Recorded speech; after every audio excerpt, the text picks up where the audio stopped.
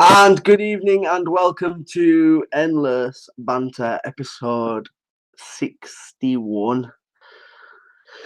Good evening, everybody. Let's give everybody a wave. We're waiting for Paul to come along. Good evening, Adam. Good evening, Steve. Good evening, Arthur. Good evening, Sam. Paul, Wagwan. Let's get Paul in on Facebook. Request it to join the broadcast. Good evening to everybody on YouTube land. Hope we're all good as well. Good evening, Neil. Good evening, Sam over there. Good evening, Ross. Mr. PH. Mr. Thomas Wood. Wagwan. All right. I'm just having a technical mare with my fucking Mac and my phone stand. I'll be on YouTube in a second. I've not seen you in 3 weeks, and I'm not fucking joking. You look like you've dropped a lot more weight. I don't feel like I've been out of decent shit earlier today. I do have in your face, proper like in your face. You know, when you're at that stage where you're a big man but a skinny man at the same time.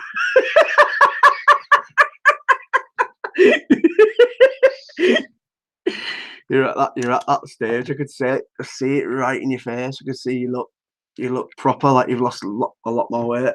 I'm telling you. To be fair, I think I've just having a shave. I just had a shave. So my beard, mate. Knock your pounds off. So everybody on YouTube, lad, just to let you know, Paul is on the way. He's on Facebook. So if you are on Facebook, jump over to Facebook or stay on here and wait for Paul. He's up to you. I hope everybody's doing well. Thank you, everybody, for joining us so far. We have been away for a little while. Paul's been busy. I've been busy. I've been away. Sometimes life just gets in the way. So we do apologise that we've not been live for, is it 3 weeks now, Paul? 2 weeks, 3 weeks? No, it's 2 weeks because I was live and then obviously you was away. We missed 2 weeks, didn't we? 2 weeks, yeah. I think we haven't missed anything on YouTube because we didn't do it live on YouTube, but obviously I did the live on Facebook. So how's the Mac coming along? Slowly, mate. Fuck it. To be fair, I haven't had it switched on for 4 weeks. And it's like trying to fucking do updates and all sorts of shit. Well, I was on it. I've been here since 25 past. So, sorry for anybody. If you're on YouTube, can you hear Paul's voice? If you can hear Paul's voice, please let us know on YouTube. Facebook, I know you can hear Paul's voice regardless. So, while you're doing YouTube will hear me in a second, mate. Come on. Well, I've got my sound turned right up on my phone, so they can hear you anyway. Oh, you're there. Yo.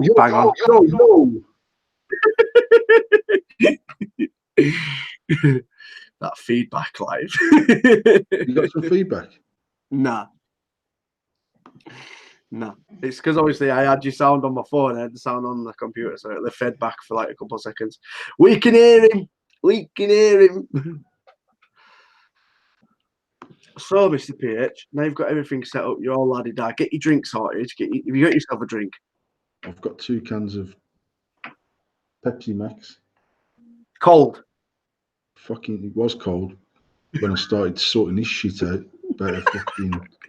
Now, to be fair, I literally ran downstairs at 5 to 8, thinking I'll fire the Mac on and I'll be ready for 8 o'clock. And it wouldn't. It comes onto the home screen and it won't let me log in.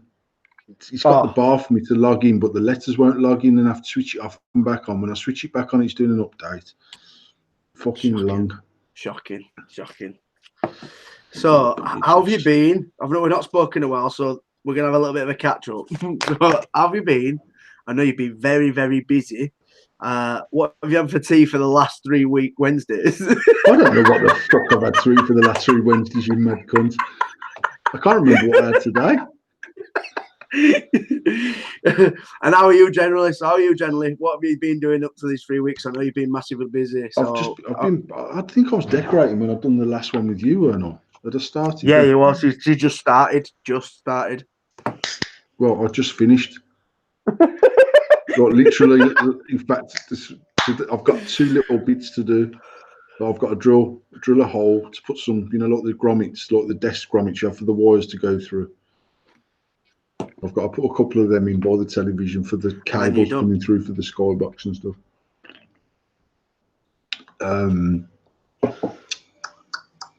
And then I've got 2 units that are on top of each other I've got screwed together.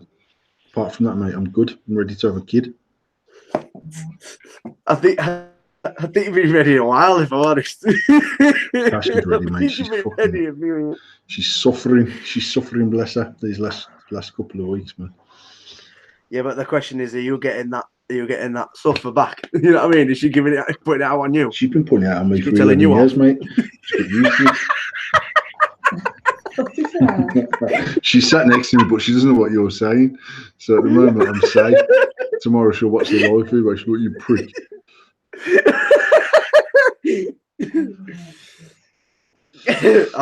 So good evening to everyone watching. Mr. Rainer, Salam, and 10 others. That's what I can see. Pixie, Jake, Lee, Tom, Peter, Ian, Peter Law, Neil Pudsey, Adam Pickering, Jess, Sam Yates, Callum. That's on Facebook. On YouTube, we have Ross, Neil, Pixie, Nikki Fraser. Well, Adam Pickering wants to know who won at go-karting. Mate, it's fucking literally, it's like going to the gym. I've got a picture of me on Facebook. I'm telling you, I'm going to tag you in this picture of me, and someone's above me taking a picture of me in a go-kart, and I'm not joking. I probably went in go-karting about, I want to say 10 years ago, 10 years ago, and I'm as big as the fucking go-kart. I can't even fit in the suit. I went go-karting when I was at my biggest. But fucking once I'm in it, mate, I'm in it. None of this jumping in and out malarkey. And they give you them fucking all-in-one suits. Yeah. And I look like a fat baby whose mum and dad are on universal credit and have tried to shoehorn me into the fucking an ill-fitting baby grow. Literally, he handed me. We went there on Monday night. There was me. There was Disco Dave, there was Billy, there was my daughter's boyfriend, and then a couple of Billy's pals. And obviously Billy's a big lad, Dave's quite a big lad, and fucking he handed me a large, and I was like, mate, if this fits me, I'll pay for every cunt to go-karting. I know I ain't fitting in this for shit. So he gave me an extra large one, and to be fair, the extra large one, they must come big, because before I went for my stag do, and I put one on. And obviously, he sat down. I put my legs in it, put my arms through, sitting down, stood up, and I could only fucking stand to about that height. I needed the risers to fucking standing off to cut the bollocks out of the suit so I could stand up straight. But what the fuck, man? Tom, bet you looked like Bowser in Mario Kart. 100%, I fucking did. And what the worst thing is I went go-karting before we was going out on a night out in town, so I had my best shoes on, my fucking jeans, my shirt. I'm telling you now, it was the worst fucking decision of my life. It was going go-karting. I swear to God. I was pretty much dressed for the occasion. Actually, I just had jeans on. I put some Adidas Derupt on because they're nice and light and flexible. I didn't really want to wreck a pair of Yeezys on the go-kart pedals. But we got in there. And obviously Billy's like, yeah, I'm gonna waste you. I'm better faster than you. And I was like, shut up, you prick. You can't even fucking drive. And then fucking, we went out there, and Chloe's boyfriend, he's fast, mate. And I mean, he's fucking quick. But saying that, I bet he only weighs about 11 stone in a fucking wet coat. But he actually can drive pretty well in a normal car as well. So he's got an advantage. He's been doing it a while and whatever. But we went out there, 15-minute session. And when we got back, I was blowing out of my arsehole, man. I swear, it's hard work. My arms were tense as fuck. Felt like I'd literally done 15 minutes just bench pressing. And I got out the fucking, like, when you get out the go-kart, you've got to sort of put your hands up and then stand up onto the seat. You can't stand onto the frame or anything like that. My fucking arms were shaking like a shitting dog, mate, I swear. And then, look, I bought a bottle of pop and I could barely get the bottle to my gob. A two-handed job, mate, to have a swig out of a fucking Coke bottle. I was fucked. But just it before actually we makes come you in, appreciate the fucking like Lewis Hamilton and stuff, doesn't it? Like how they can drive for that long. exactly what I said. Like we went out for a 15-minute session and we had about a 10-minute break, then back out for another 15-minute session. But just like it's quite a fast track as well. And there's one part, it's actually a wicked track to be fair. And you come around a big long bend, right the way around the bend, flat out, up a straight, and you've got a left-right chicane, which if you get it right, you can do it flat out. And then you've got a bit of a left-hand turn that you need to brake for, only because right after that a right-hand turn, but then right after that right-hand turn, there's like pretty much a hairpin right, and then you go up an incline. And if you go into that corner too quick and you hit the tyres, you just literally up the hill. So you've got Someone to has to push you up it. you've got to get some speed into this corner to get some fucking momentum up the hill. And I realised that even though I weren't braking, just the weight of my foot sitting on the pedal was cutting out the accelerator. So I literally moved my foot off the brake and I've come down the back straight, round this big long bend, flat out in the cart. And look, once the cart's going, to be fair, because of my weight, it actually, if you corner properly, it helps you, to be fair, because I stay more planted. Like some of the lighter kids in front of me, they're going into the corners quicker, but then they're sliding and you slide a cart and it slows it down bad. So I was fucking come round this bend, up the straight, flat out. I got the chicane spot on, look, full power. Went to brake to do this first right hand. My foot's not on the brake, and I've drifted into the tyres and smashed my ribs on the side of the chair. And like, obviously the chairs are solid, aren't they? Yeah. And I was wounded, mate. I swear, it was on the last lap that was of the first session. Oh, I was like, motherfucker. And then we come into the pits, had a quick drink. We went back out there, but boy, 10 minutes into session 2, my arms were fucking, I swear to God, mate, it's hard work, proper hard work. But after the first session, Lee was first, which is Chloe's boyfriend. Billy was second, the little prick. And I was third. And then some of the other lads, Disco was quite low down. And then on the second one, Lee was first, Disco and Billy was within like 0.1 of a second. I was 9th or something on the second round. But I was genuinely, my side was hurting, but my arms were hurting as well, man. It's fucking shocking. But I know I need to go. There's one right by our factory that's got electric carts, and the electric carts are better for fat people or heavier people because they're torquier. So actually, you get the same sort of power straight off the get-go. Like they were pissing on, like when you pull out the pit lanes and then go for it, they were smashing me. And it took me ages to catch them up. And then if I got one corner wrong and I went into a bit of a slide and slowed down, obviously it takes longer to start up again. Yeah. But Billy's like, yeah, I'll smash you on electric carts, petrol carts, whatever, man, milk carts. I swear, he's a dickhead. Because what they do is, did you ever get yellow flagged or like that? Yeah, when people crashed. From my point of view, a yellow flag is slow down, not stop. That's what it said. Down, yeah. Yeah, so I just slowed down a bit. I was still overtaking people on the yellow.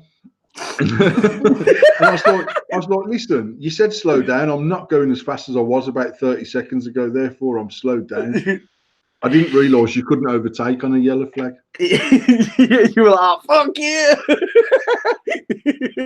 Now, to be fair, on some of the laps, I literally parked up and then waited for people to come round, like to get back into a bit of a race and that. Yeah. There was 2 black kids that we didn't know and 2 girls were with the 2 black kids that we didn't know. And to be fair, the mixed race girl that was with the one black kid and the one black kid, they were both fire. He obviously don't sleep with her very often. He's at the go-kart track most of the time and makes her go with him. But she was actually really good on it. And I overtook her on that big long back straight just before I crashed into the tyres and done my ribs in. And actually, I had her I literally overtook her on a chicane that you can't even really get 2 carts through, man. And I got the corner fucking fire. And I was like, shit, my brake. And then I was trying to get my fucking foot back onto the pedal. The next thing, I was sliding towards these fucking tyres. And I knew I was going to hit the tyres. And I was like, motherfucker. And I hit her and she come on the inside of me. And I was like, you fucking little rat. Did you brace the hit though? Like, did you do it? What happened? And did you proper brace? Genuinely, like, actually, when I sat down in the chair, obviously I'm tight in these chairs. They're literally full plastic, so there's no giving them. And I remember when I sat down and I was sort of just moving about when we just sat in the pit lane, it was like my side where I broke my ribs. It weren't hurting, but I could feel it. Yeah. So then when I knew I was hitting these tyres and I was thinking, I hope to fuck there's a gap. between the tyres and whatever they're up against. So there's a little bit of give. Mate, I clarted these tyres. I mean, proper, and I was like, fucker. Oh, I can imagine you didn't take it fucking easy on them. I promise you that. I didn't take it easy on them. No, I was going as quick as I could go, but I swear he's fatigued. But Yeah, then but what fucks me off is the guys that when you yell a flag and they have to come out, and if they have to get in a cart to come round or whatever, because I've seen obviously the guys jump in a cart, they always jump in the fastest cart that's on there. And you're like, why can't the big lad have that one? When we went on the electric carts, because I say there's 2 minutes from the factory and they're electric carts, and they kept emailing me about corporate events for staff and staff night outs and that. So I emailed them back. I said, listen, I can't take my staff somewhere where I've not been and I don't know how good it is. So I'll be round tomorrow. Give me a half an hour session. Let me test out these carts, see what the crack is, and then I'll book something corporate. To be fair, we just went there and just me and the supervisor just bladdered the go-karts around for half an hour and then fucked off. But I get an email off them constantly saying, come. In fact, Ian Anderson, man, if we sort a night out, Ian can come, he's local to us.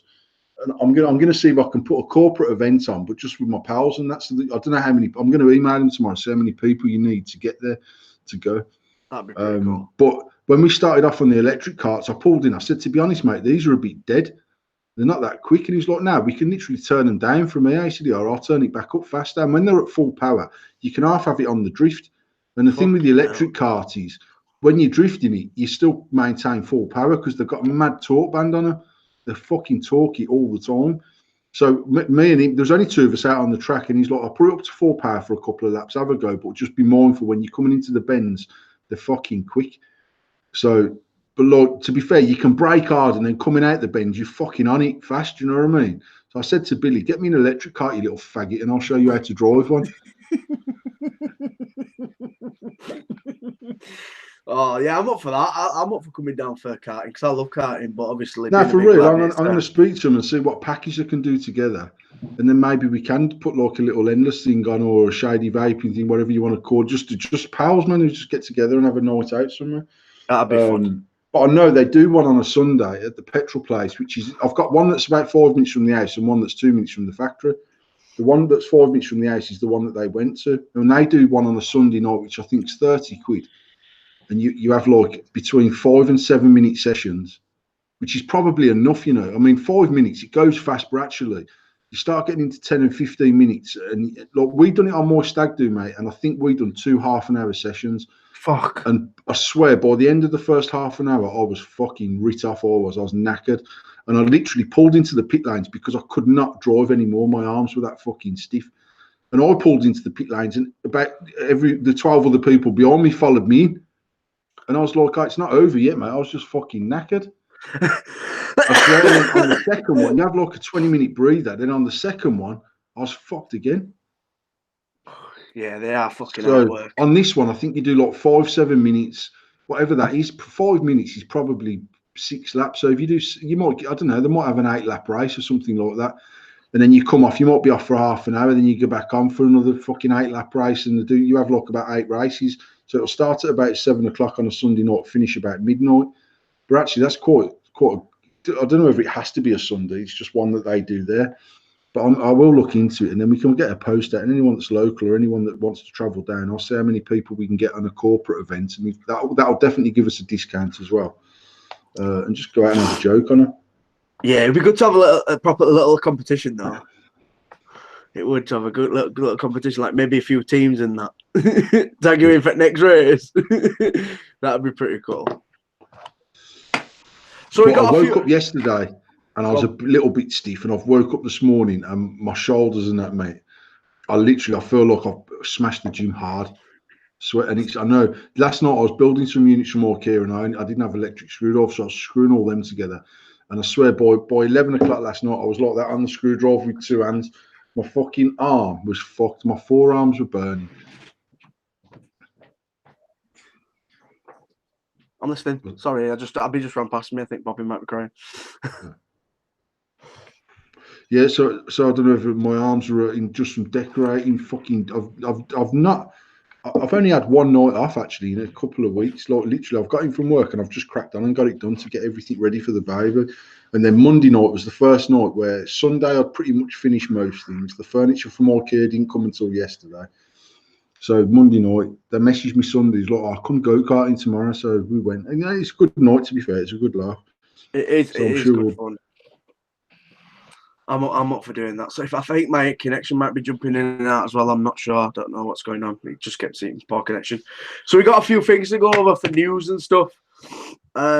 You could chirp in and tell me if you've got anything that you've seen that you want to raise and maybe slate off, because I've got a couple of things that I want to talk about.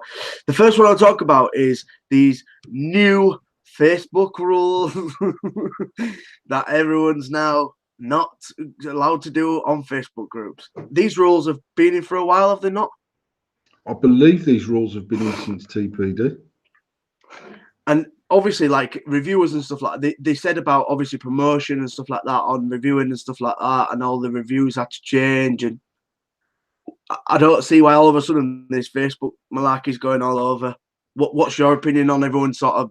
It's sort of like scaremongering a little bit from people saying don't do this, don't do that, and the other. What's your opinion on it, Mate? I think, I mean, there is some scaremongering, but we Jack and I have been working on a website similar to a website that dropped this week. Mm-hmm. So we've been working on a website that basically gives you a social media platform, which is, believe it or not, was exactly the same format as the one that dropped this week. And it's basically a theme that you buy. But then a part of that theme then is that they'll be pretty much like an eBay style selling ability on it as well. Okay.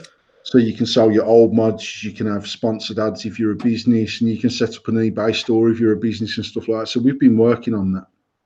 And when I'm still going to drop it. It's not going to cost us a huge amount of money to launch it. And if it works, it works. If it don't, it don't. It's not the end of the world. I think, there's been quite a lot of negative stuff around vaping. And then I've seen that there's, I don't know which state in America's banned it. San Francisco. San Francisco's banned vaping lock stock unless it's a verified product through the FDA, which will be a big tobacco device, I assume.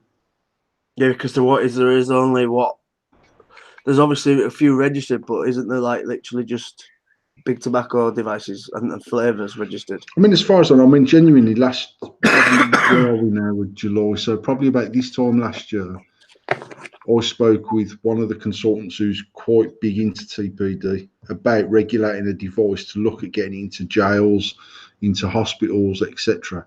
Mate, it was a chunk of dough. It was like quarter of £1,000,000 a device, a flavour, a strength. Fucking hell. So you do like a 6, 12, 18 in tobacco, 6, 12, 18 in menthol.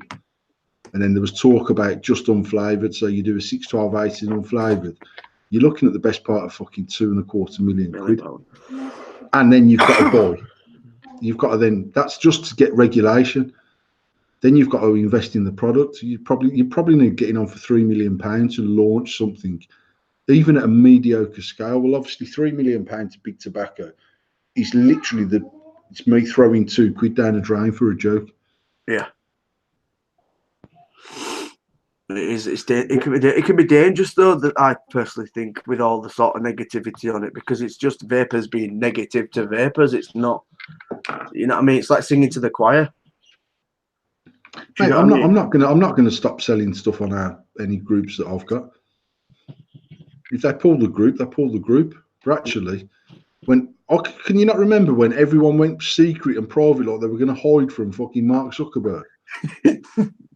Like he doesn't know what groups.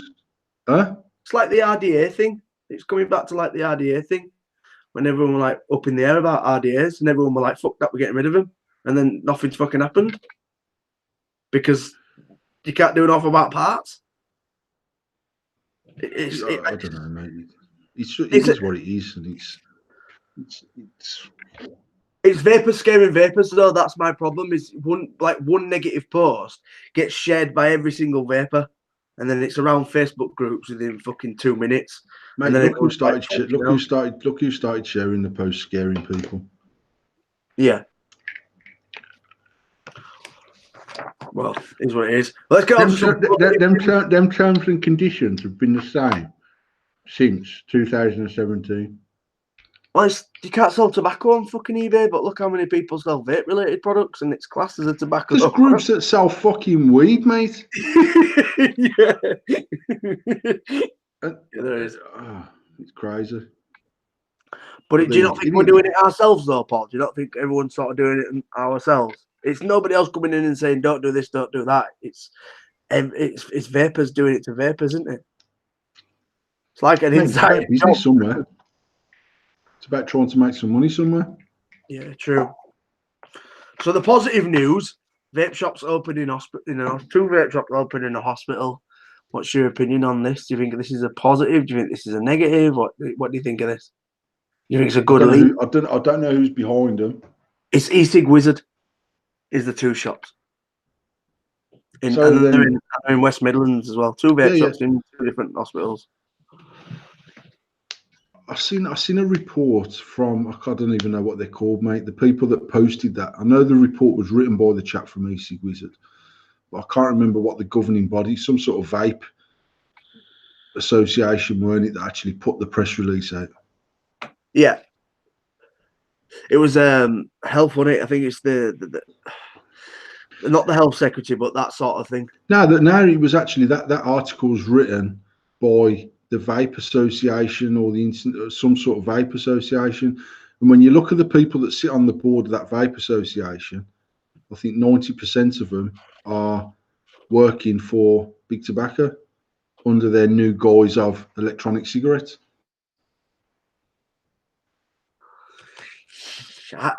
I like the idea of it. No, mate, it's for me, it's always good. I mean, I can remember 3 or 4 years ago when it was even spoke about that electronic cigarettes would be given out on prescription. Yeah. And everyone's saying, "Oh, fucking hell, that's brilliant. Finally, they've realised." And I'm like, listen, they're not going to give you a prescription to go to more shop and spend 30 quid. Yeah. They're going to be some sort of regulated Big Tobacco-based product that's now owned by Philip Morris or one of his subsidiary companies that have started to get their finger in lots and lots of vaping pies. And it's cool because we will still have a market. We still always have a market, you know what I mean? It's not going to stop overnight if Big Tobacco take over. They're just going to, they could even help us in theory. They could convert that many people from smoking to vaping that people want to progress. And once they progress to a certain point, you're not going to buy that stuff in Asda.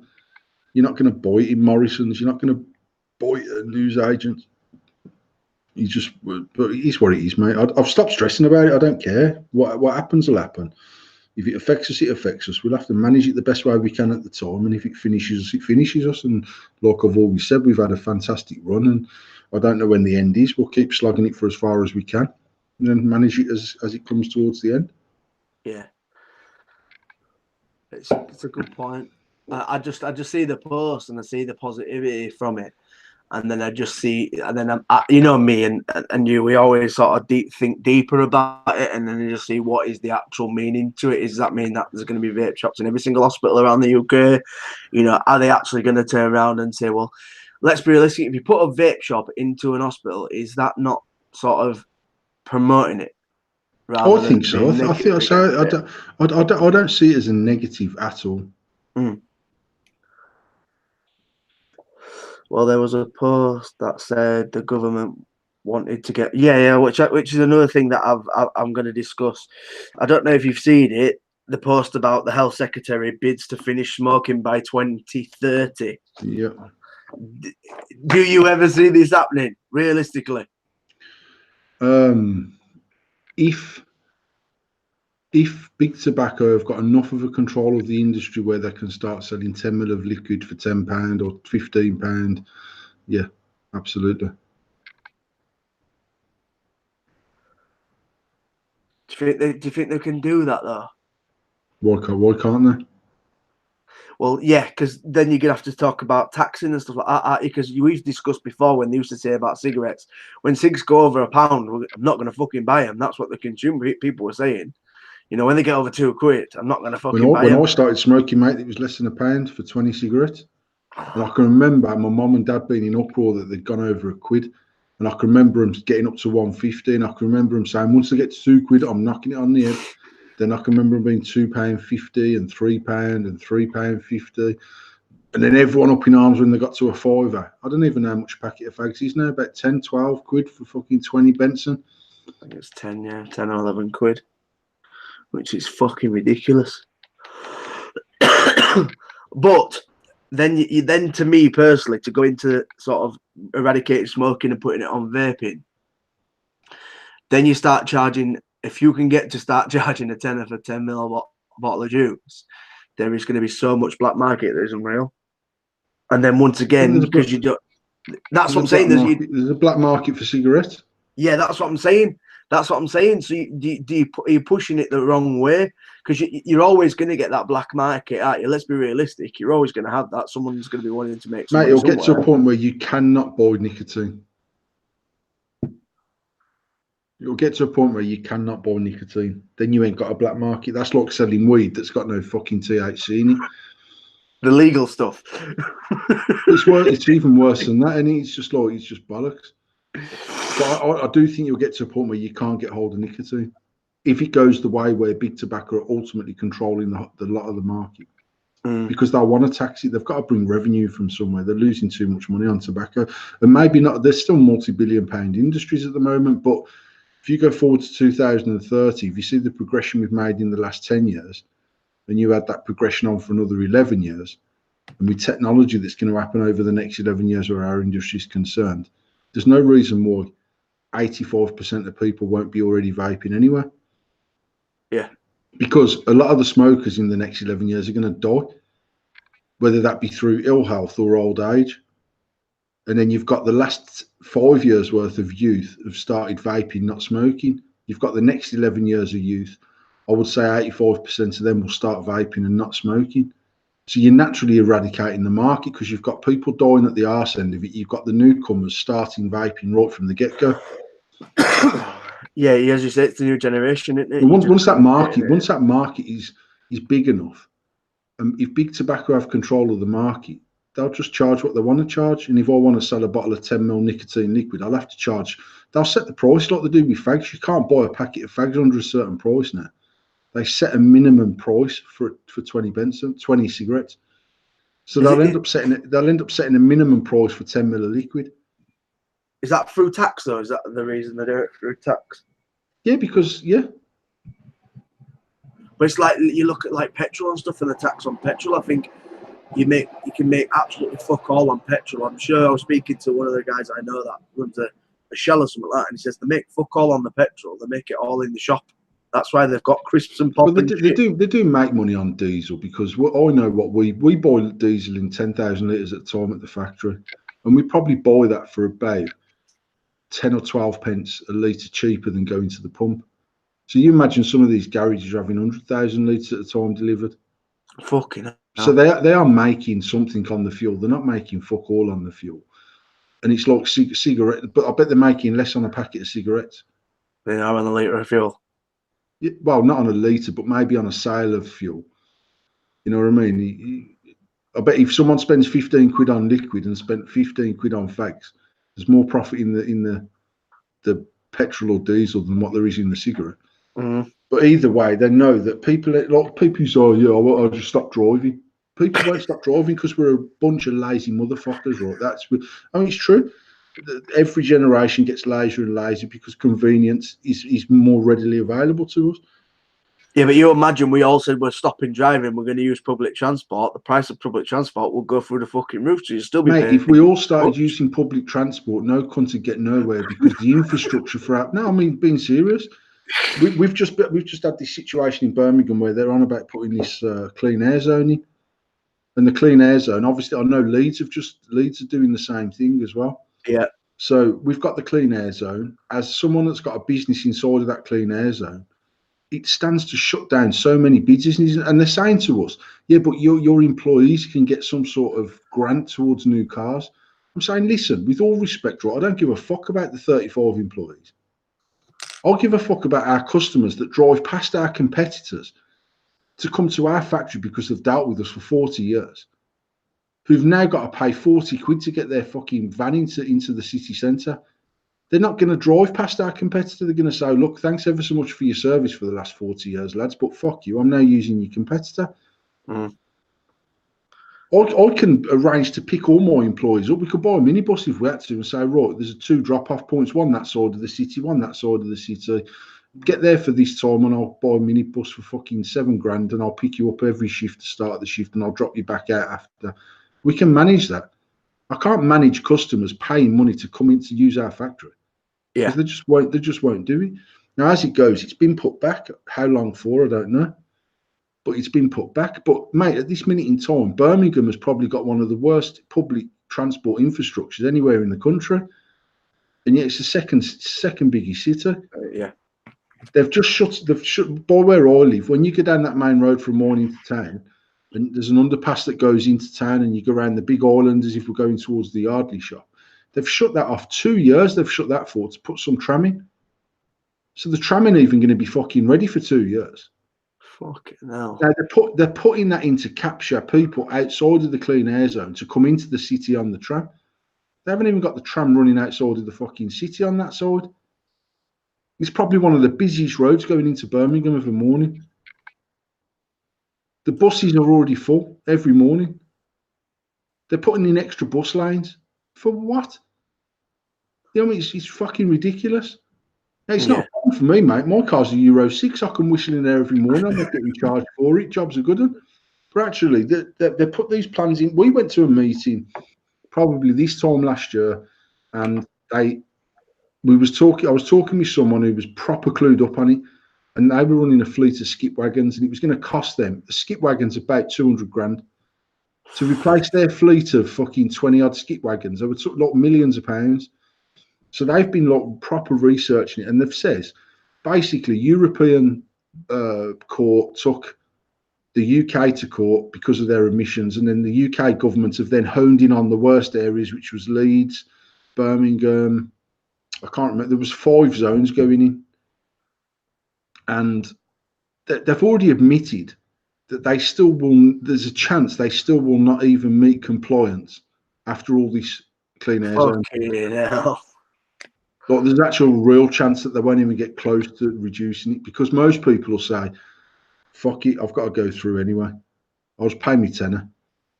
Then I stood up and says, ultimately, if you're quite sure you're not going to hit this target, but you're gaining X amount of millions of pounds a day in revenue or a month in revenue, whatever that millions of pounds converts to, then what you're saying is the people that you're claiming are dying because of the fume in the city centre, you actually don't particularly care about, because you just care about growing a pot of money to pay the fines that the European court's going to fine you. Yeah. Then lives don't matter. Actually, money matters. And if that's the case, it's bollocks. And I says, and then even if then every single person that, because what they're saying is something like 65% of the traffic in the city within the zone, which is pretty much the main ring road that runs around the outside of the city centre, they're saying 65% of the traffic that's inside that zone is only driving through that zone to get to the other side because it's quicker. Yeah. So I'm saying to them, if every single person that's driving through the zone drives around the zone, one, they've increased their mileage because it's further to go.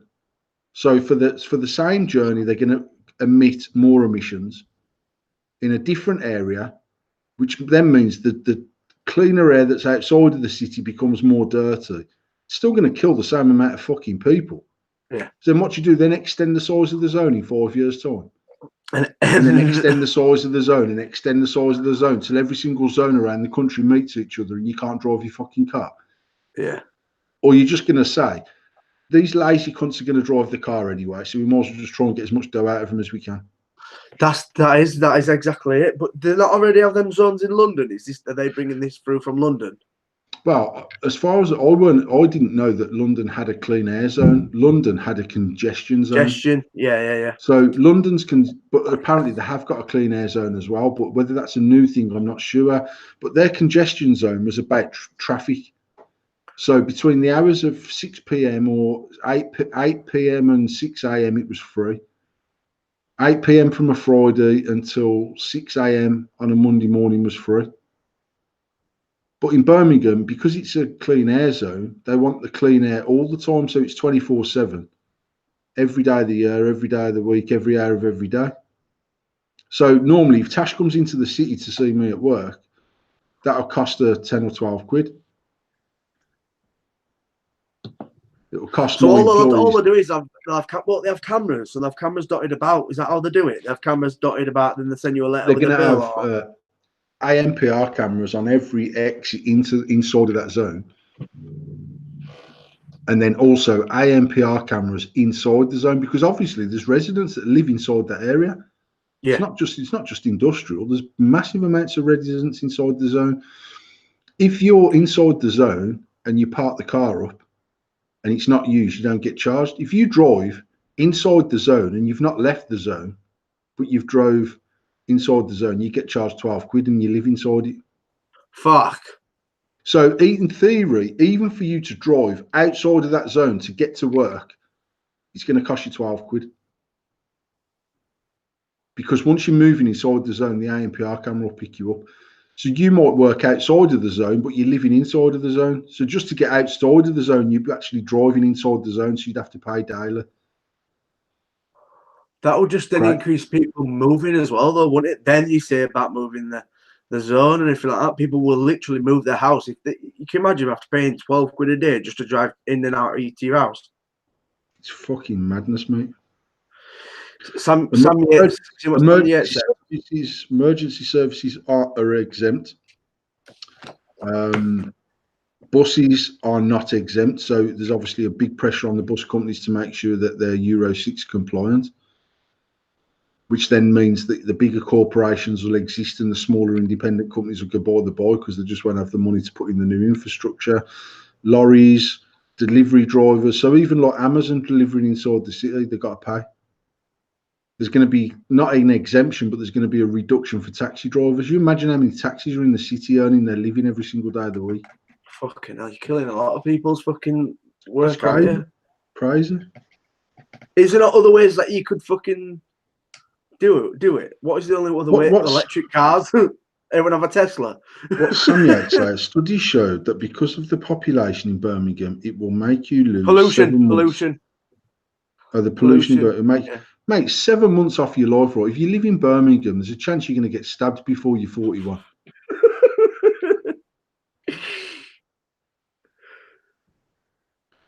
Now, dust can't there's nothing that's exempt as such apart from emergency vehicles. Yeah, but so again, dust cart is going to charging the council's charging themselves. No, well, they will do, but then obviously, I mean, I stood up in this fucking seminar and I said, look, I'm not about killing people. But if what you're proposing does not make there's going to be some people that say, you know what, fuck it, I can get to work on public transport. I choose not to out of convenience. Now, I couldn't go to work on public transport if I wanted to, because some days I'd go to my office and I drive to Leeds, or I drive to fucking Worcester, or I drive to Kidderminster, or I'm off on meetings and I don't know that I'm going. So then it means I'd have to catch public transport all the way back home to get in my car, to drive to a meeting, to drive back to my house, to catch public transport back into the city. It's just not practical. There is some people that literally could get public transport into work and back out every day, and probably way more conveniently than driving. But it's just convenient getting on your drive, getting in your car, driving to work, sitting in the traffic. Most people will still continue to do what they've got to do. Yeah, of course. But then I'm saying it's not about the people commuting to work that this is a problem for. It's about the people that drive inside that zone to carry out their job, or to allow companies inside the zone to do their job, which in our case, it's customers bringing us some galvanizing. Yeah. If they choose not to use us because of the clean air zone, then we lose 42 people's livelihoods. We lose a business that's been operating out the centre of Birmingham for 112 years. Fucking crazy. And actually, there's no like, well, we understand what they're just like saying, well, we've got to drive down pollution. I'm saying you're not going to drive down pollution though, because all you're going to do is move the dirty air further outside of the city, are then people less important? Yeah, you're right. You are right. And just going back to it, sort of what you said, is it's all down to fucking dough, innit? At the end of the day, it's about getting that big pot of fucking cash out of people. They're going to get fined, mate. They're going to get fined. So if they're creating enough revenue to pay the fine, they don't actually give a fuck about people dying. If anyone give a fuck about people dying, they'll stop selling cigarettes tomorrow. Yeah, because what at the end of the day, there's things way around getting around it. At the end of the day, if you do put on public transport, well, public transport's gonna have to get fucking resolved. You're not gonna have a fucking shit public sector. You're gonna have to sort that shit out straight away. Because if you say to everybody, well, we're gonna charge you 12 quid, and everyone turns around and goes, fuck you, I'm not paying that, and everyone tries to get a fucking bus. Fuck me, imagine the fucking shit you try getting on a bus. I will give up my job before I have to get a bus into town. I ain't even fucking joking. You're going to become a yummy mummy. I'm just going to sit in the vape shop all day, mate. But for any of the staff that are watching, if I have to leave the galvanising plant, one of you's leaving your job. I do honestly think, because are they doing this, like, sorry that we're going on to a tangent about this, because I'm quite interested in it. Are they actually letting people aware of what they're doing, or are they trying to do it sneaky? No, you know what, mate? We because we were a business inside the zone, then we got letters off the council saying, look, you've got some meetings to attend. If you want to attend them, it's an opportunity to listen to our side and put your side forward. Then I noticed as you left the zone, because I literally could not get into the factory without going inside the zone. Now, when I go to the Yardley shop, I can either go through the zone or I can go around the zone. It don't make that much difference. So for that journey, I'd go around the zone. And for me to go anywhere from one side of the city to the other, to go around the zone is not the end of the world. So what I was saying to them was, if you can put in a better road infrastructure that allows that traffic to go around the outskirts on the ring road, on the outer ring road, that's already quite heavily congested anyway, because it's the pickup points for everyone coming into the fucking city for work and whatever, then actually, out of the 65% of the people that are going through the city just to get to the other side, 90% of them would probably skirt around the outside of it. Yeah. The other 35%, you've already saying they're either residents within the area, or they're going in there to carry out their duty, or to offer a service to another company that's inside the zone offering a service. So our situation is we've got it both ways. We've got our own lorry drivers that are taking our product out to customers, and we've got customers bringing their product to us. So our own vehicles would have to be Euro 6, or a wagon, I think 80 quid a day or 100 quid a day for a wagon, 40 quid a day for a van, 12 quid a day for a car. So that's the sort of money you're talking about. What I noticed was, after I went to this meeting, within about a week, as I was leaving the zone on my way home, because obviously, look, where Grey Hayes is, if I get to the top of the road after Grey Hayes, which is about 3 minutes from the factory, I'm outside of the zone. What, just the top of the brow of the hill? Well, literally, as you go where Grey Hayes is, instead of doing a left to go back down to our shop, if you carried on round to the right and up to that island, then that island there is the start of the zone for the actual ring road. Fuck, he could literally piss out of your fucking office and fucking hit that end of that zone. I mean, in theory, I could park outside of the zone and have a walk to the factory. But then all the residents that live on the border of that zone are going to have nightmare with parking, because every man and their dog that's got capability of walking 10 minutes into the city is going to park anywhere they fucking can and foot slap it for 10 minutes, which means people are going to get in from work and not be able to park the car outside their house. You know what I mean? It's just bullshit. There's not enough parking they're on about park and ride. Where the fuck are you going to park all these people's cars when they're riding then into the city? Royal Meadows, endless cycles for the win. Fucking Paul bikes, not Boris bikes. The fucking Paul bikes. It is mad to think about it, because then all these repercussions of other shit, it's not just what they're putting into place, it's all the repercussions of what other stuff is going to happen. No one's going to be able to park the car because everyone's just going to fucking dump them getting into the city. It's just a massive fucking whirlwind. And then to say that people need to use public transport and whatnot is fucking mental. Oh, 80 quid a day for a fucking van. Fuck that.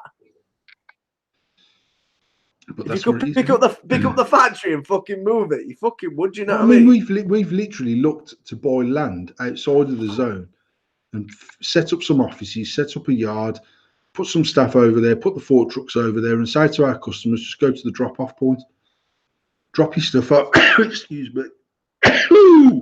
Drop your stuff off there. We'll transport it into the factory with a Euro 6 wagon, so we're not getting charged. We'll carry out our processes. We'll get it back to the distribution centre, and you can pick up from there. Now, the good thing about that is it actually streamlines the wagons coming in and out as well, because it means we could load and unload wagons quicker. We could manage it going into our factory better than just random wagons turning up whenever it suits them. So we're still looking to do that. We're looking to maybe partnership up with some powder coaters on the outside edge of the city, and because we use powder coating service anyway, so actually get into bed with some of them and say, well, we will put staff on your site. We'll put a porter cabin type office there, so when our customers come, we'll deal with them. We'll book their work in. We'll liaise with our factory to get that work picked up. Some of it means that some of the powder coaters could get more work because some of these customers are using different powder coaters, and if they go in there to drop the work off to us, they might start using them powder coaters. So there's potentially things that we can do, but it's just fucking madness, mate, to think that they look to implement all of this inside 18 months. And 18 months is a long time, but not when you've got to put a £3 million fleet in. 18 months ain't a fucking long time when the public transport's on its fucking ass. Because then if you want everybody to use public transport, and if that's the way that it needs to be for everybody to do it, fucking hell, you can't fucking fill one bus if a bus stop loads, you know what I mean? You've got to have, it's got, to me personally, everything's got to change. You can't just change that one thing and expect everybody to fucking change. You've got to change the whole infrastructure of how people get into the city centre, how people park the cars. Everything has to change in 18 months. 18 months is fuck all. Not when it's taken them 2 years to extend the tram line. And they only started it in fucking June this year. What? So it won't be finished. It won't be finished until June 2021. Eh? But we had a letter the week before last saying there's been the clean air zone's been delayed for a considerable amount of time. Now, my MD thinks considerable could be up to 6 months. I think considerable would suggest 18 months to 2 years. And then once they implement it again, they're going to give you another 12 months notice. So, I mean, they might come back in 6 months and say, right, instead of going on the 1st of Jan next year, which is when it was supposed to happen, they might announce on the 1st of January 2020 that actually it's be implemented from the 1st of January 21. It's going to happen. It will happen, mate. There's too much money for it not to happen. Yeah. That's what it boils down to. At the end of the day, every single thing we speak about boils down to fucking government bodies wanting to make fucking dough. And the powers that be that want to make dough. Because that's all it is, really. Like, I never really understand congestion charge. What? You fucking charge people so there's not fucking traffic. There's still going to be fucking traffic. People still pay it. I've drove through fucking London. It is the fucking worst thing ever. But people still pay the fucking dough to do it. And as you say, they're not going to not stop doing it. No, but they let you in on a Saturday. They don't mind how much traffic there is on a Saturday and Sunday because all the tourists going there spending their dough. Yeah, it is mad. So you say that there's 5 cities that are going to be affected by this clean air zone. There was Leeds, Birmingham. I can't remember the other one. Some quite smaller towns, actually. Some sort of cities, smaller cities that I wouldn't. Like, I don't think Manchester was even on the list. Eh? That's what I'm Really? saying. But they might have already because but places like Manchester, mate, have got a fucking wicked infrastructure for public transport because they spent billions of pounds on the city over the last 10 years. To be fair, London's got a pretty good transport network inside the city centre. Birmingham's is shit. Like, genuinely shit. Like, we've only had tram into the city centre for the last 5 years or so. Yeah, you'd think Birmingham's big enough to have like an underground system. It's madness. No, well, this is above road tram system, but actually Wolverhampton had a tram system before we did. They've extended that into Birmingham. Now they're looking to take it out the other side of Birmingham, heading towards my house, which will allow people to come from this side of the city into the city. But the infrastructure is shocking. It's shocking. Yeah, as you say, it's fucking. It's going to happen. It's just when it's going to happen and how they're going to do it. Right, let's go on to something else, vaping. Let's go on to. I saw a news article earlier today, and it said vapors who switch will never use cigarettes again. How true do you think that is? I saw the post. Don't get me wrong. What I will say is, as a retailer, we have lots of people that have successfully started vaping and never ever gone back to a cigarette. For me personally, I struggled, and I've been absolutely cigarette free for nearly 8 months. Prior to that, I've gone through, over the last 8 years, I've gone over various amounts of a few a day, 20 a day, 1 a day, none a day. But I've been exclusively vaping since the 2nd of January. There's lots of dual users, but that says we have a huge amount of customers, to be fair. Whether that's because our shop's geared up towards a mouth to lung vapor, stroke, ex-smoker quitting, and new people and stuff like that, I don't know, but we certainly have a lot of customers that genuinely don't smoke. But there's a lot of customers, mate, that walk to the fucking vape shop door with a fag in their hand and put it outside and come in and get the 3 bottles of menthol and fuck off back out and light a fag. So to say that they'll never vape again is a massive statement to me. Yeah, when I read it, the statement and saying how that a vapor would never go back to cigarettes, I feel like if you look at vaping as a whole and people as vapors, me personally, I feel like we use the vape a lot more than we ever did smoke. Even as yourself smoking 60 a day at one point, we've always got the accessibility of having a vape in our hands. Yeah. And I feel like to have that statement to say that we would never do it. Don't get me wrong, there's people out there that have been vaping 6, 7, 5, 6, 7 years and never touched a fag. But I still believe at any moment, if you didn't have your vape, you'll always go back to cigarettes. If they turn around tomorrow and the powers that be said, no more vaping, fuck you, we want to put our money, make all our money off smoking, every majority of people will go, if that's all I've got to do and that's the only way I can get it, I'm going back. Because you are still addicted to nicotine. It's still an addiction. I can say from a personal point of view that 5 years ago, I always used to say that if vaping costs were comparable to smoking, I'd always choose smoking. Because I only ever give up smoking initially because of financial reasons, not because of health reasons. Yeah. I can say now that if it was the same price, I'd rather vape than I would smoke. Yeah, definitely. That's my But I say 5 years ago, I always used to say to someone, if it was going to cost me the same amount of money every day to vape as what it did to smoke, it's just easier to smoke cigarettes. As I've got a little bit older, maybe with the new baby coming and fucking 6 kids prior to that, you just get a little bit more cynical about life. And I just think, well, if vaping was costing me the same money, but it added an extra 2 or 3 or 5 years to my life, then actually that's a price that I'd pay. I don't feel like I enjoy a cigarette enough now to warrant not vaping. That's just my personal take on it. But obviously, everyone's different. There's lots of people that, even now, my mum, mate, still smoking. I went and seen her on the 1st, which was the anniversary of my dad passing away. And she's like, when I go there, she sees me pull up and I can see her fucking chucking fags down the back of the settee and digging out a vape from somewhere. And then she's vaping on this vape and she's coughing her fucking guts up. It's gargling. I'm just like, Mum, what the fuck are you doing? I've been using it, son. You're a fucking liar. Like, mate, I didn't see her for 3 weeks. And when I went there on the 1st, she said, do us a favour, son, fill this tank up for me. She doesn't know how to fill it up.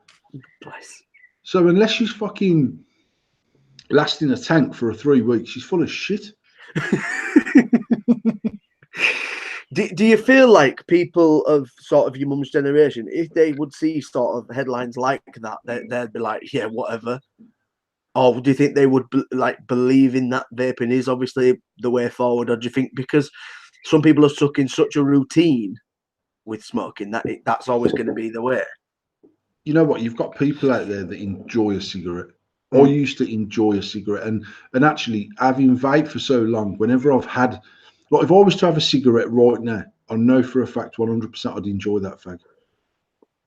Now, my trouble is that I can't smoke 1 or 2 cigarettes a day. I can for the first 3 or 4 days, and I'm smoking 6, then I'm smoking 8 a day, then I'm smoking 10, then I'm smoking 40 fags, and I'm vaping in between that. When I'm smoking 40 fags a day, no, I don't enjoy smoking. If I could smoke 3 cigarettes a day, 1 in the morning, 1 midday, 1 after my meal of an evening, I'd still smoke. I'd smoke them 3 fags because I enjoy it. But just me personally, I'm the Phil Mitchell of smokers, and I can't just do a few a day. I smoke a fag and I have to smoke 40, and that's just me. But I can honestly say, with my hand on my heart, like, before I gave up again, New Year, and by gave up, I've never once in the last 8 years exclusively smoked and not vaped. I've always either vaped or I've dual used at varying levels. Like I said, sometimes just a few a day for a while, and then I'd go back on the vape. Other times I was up to 40 a day and still vaping. When I'm smoking 40 fags a day, I enjoy the first one, and I might enjoy the one after my meal. I used to enjoy a fag sat on the shit house, bit of peace and quiet, fucking clear my brain, have a good think, and I'd have a fag. But because I was actually smoking that fag, I'd enjoy it. Most of my other fags, I'm fucking smoking them. The car stinks. I'm lighting one up because I'm going to be at the factory in a few minutes, and I can't smoke one at the factory. So then I'll squeeze another one in and fuck it off out the window when it's after. I'm not enjoying them cigarettes, but it becomes the new habit. Now, when I've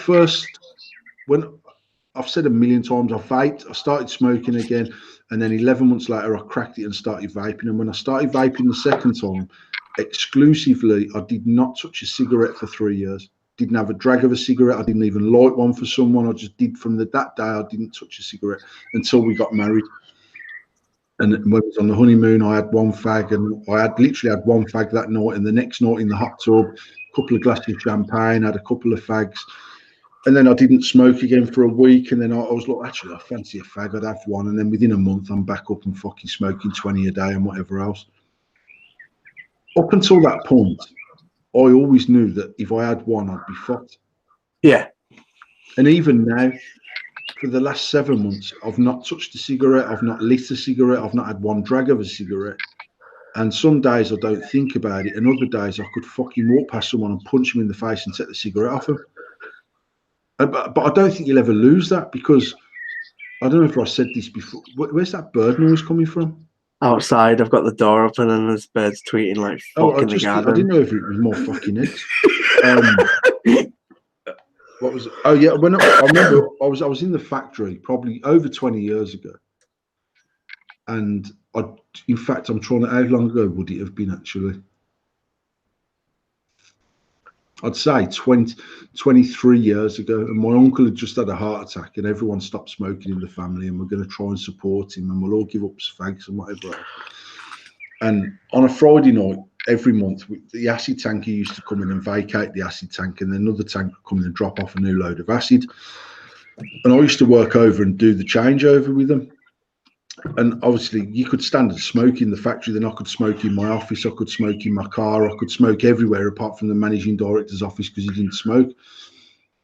And I was in the factory and the acid was getting pumped into the tank, and I lit a fag up. And I said to the driver, do you want a fag, mate? And he says, oh, fucking hell, I'm dead and touch one, mate. He said, I stopped smoking 20 years ago. He said, and every fucking day I could kill for one. And that day, I was like, fuck that, I'm never giving up, man. I can't feel like that forever. It's true, isn't it? Honestly, really like pissed on my bonfire of ever trying to give up smoking. Because I thought, what if you feel like that forever in a fucking day? I'd rather just have a fag. Yeah. Now, as someone that's give up smoking or replace smoking with vaping, whatever way you want to look at it or whatever you want to call it, I know that if I didn't have my vape tomorrow, I'd smoke cigarettes. 100% I'd smoke cigarettes. But how I feel at this minute in time is I prefer my vape over a cigarette. I think it's about being real to yourself, isn't it, as well? I think a lot of people, I think we as vapors always made it such like a negative to either dual fuel, to even think about a fag.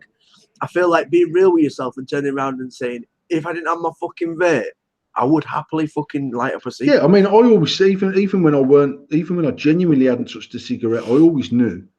But mate, during that time, I don't know how many kits I bought off James at Evolution Vaping, or even nipping into Grey A's and buying anything because I got to work and I was like, fuck, I haven't got my kit.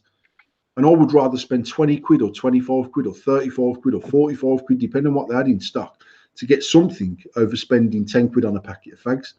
And that's when I really felt like I'd cracked it.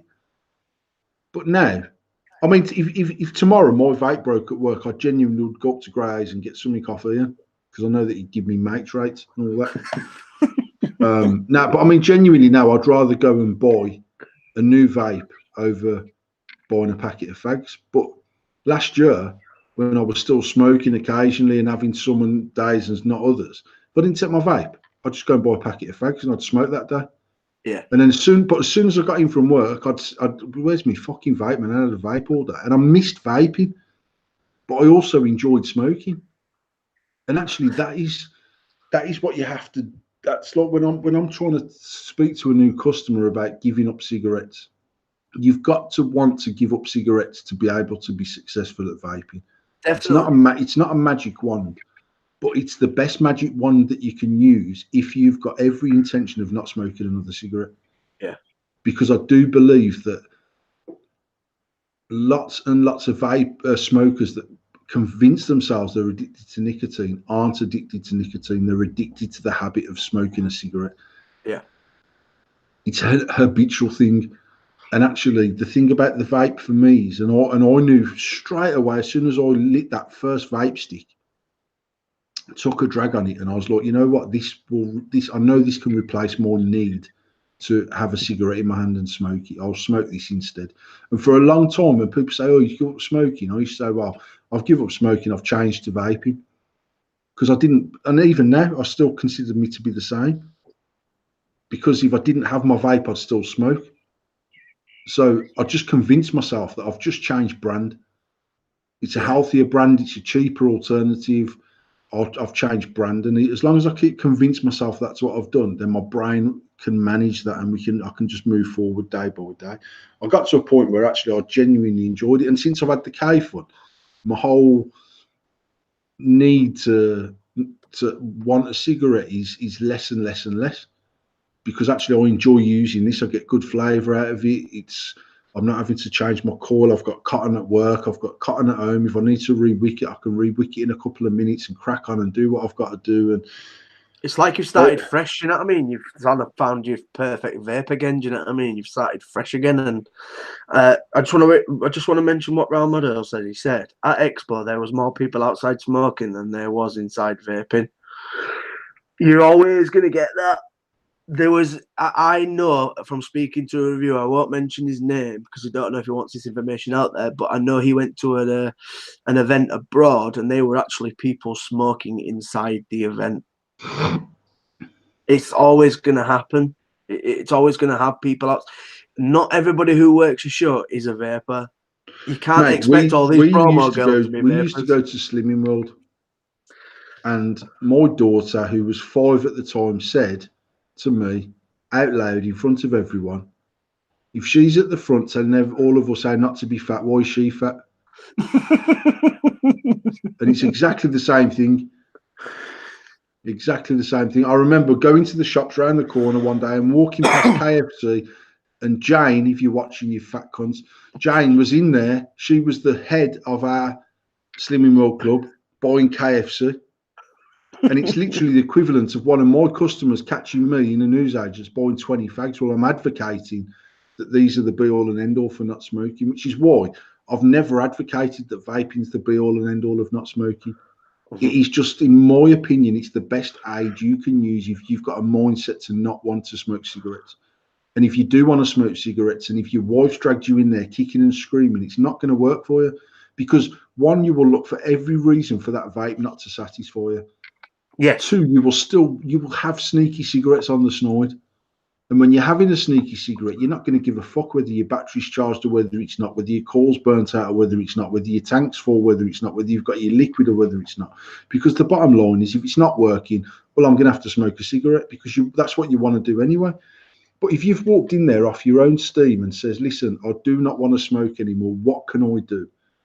Then I say to people, if you've got that genuine will to, if you've got enough will to even consider cold turkey on cigarettes, the vape, I am 95% sure will work for you. Now, the first one might not, because you might need to find your vape, you might need to find your wattage, you might need to find your flavour, you might need to find your strength. But if you're convinced that you want to give up and you're prepared to work with us, we're prepared to work with you, and we will find something that stops you from smoking cigarettes.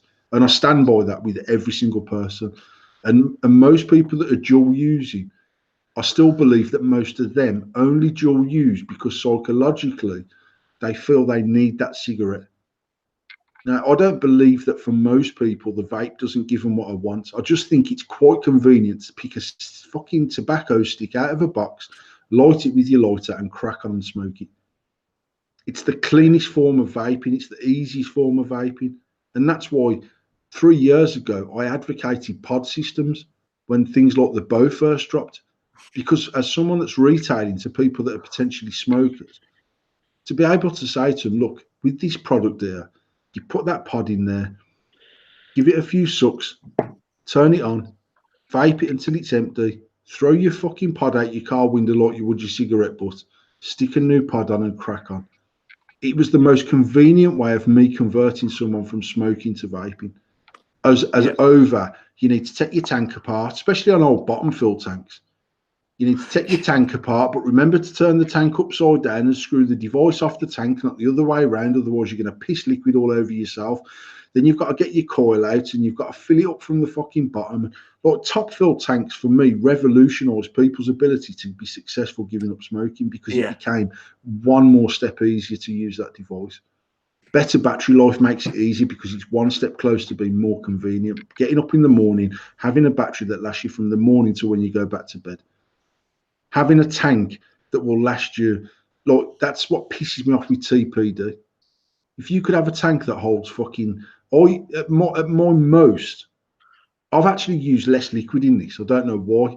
I don't know whether I'm not burning it as a high. I used to run my Nautilus at about 12.5 watts, and I'm currently running this at 13.6. And what's your ohms on it? My ohms is 1.04 ohms. So actually, it's probably so you've less. Gone up as well, aren't you? You've gone up in your ohms as well, aren't you? No, I've gone down because I was using a 1.8. Now I'm using 1 ohm. So 1 ohm at 13 watts is probably less than 1.8 ohm at 12.5 watts because actually the voltage is definitely lower on this. It's only kicking out, but it doesn't actually tell me what the volts are. It's pulling 3.6 amps, so I know I'm safe on my battery. I could even use a fucking truss fire in there if I wanted to. But I'm using less liquid. This definitely holds more than 2 mil, even though it claims to be a 2 mil tank. It's definitely holding more than 2 mil. I'll probably get 3 fills per bottle, so it's holding about 3.5 millish, 3 mil, 3.5 mil.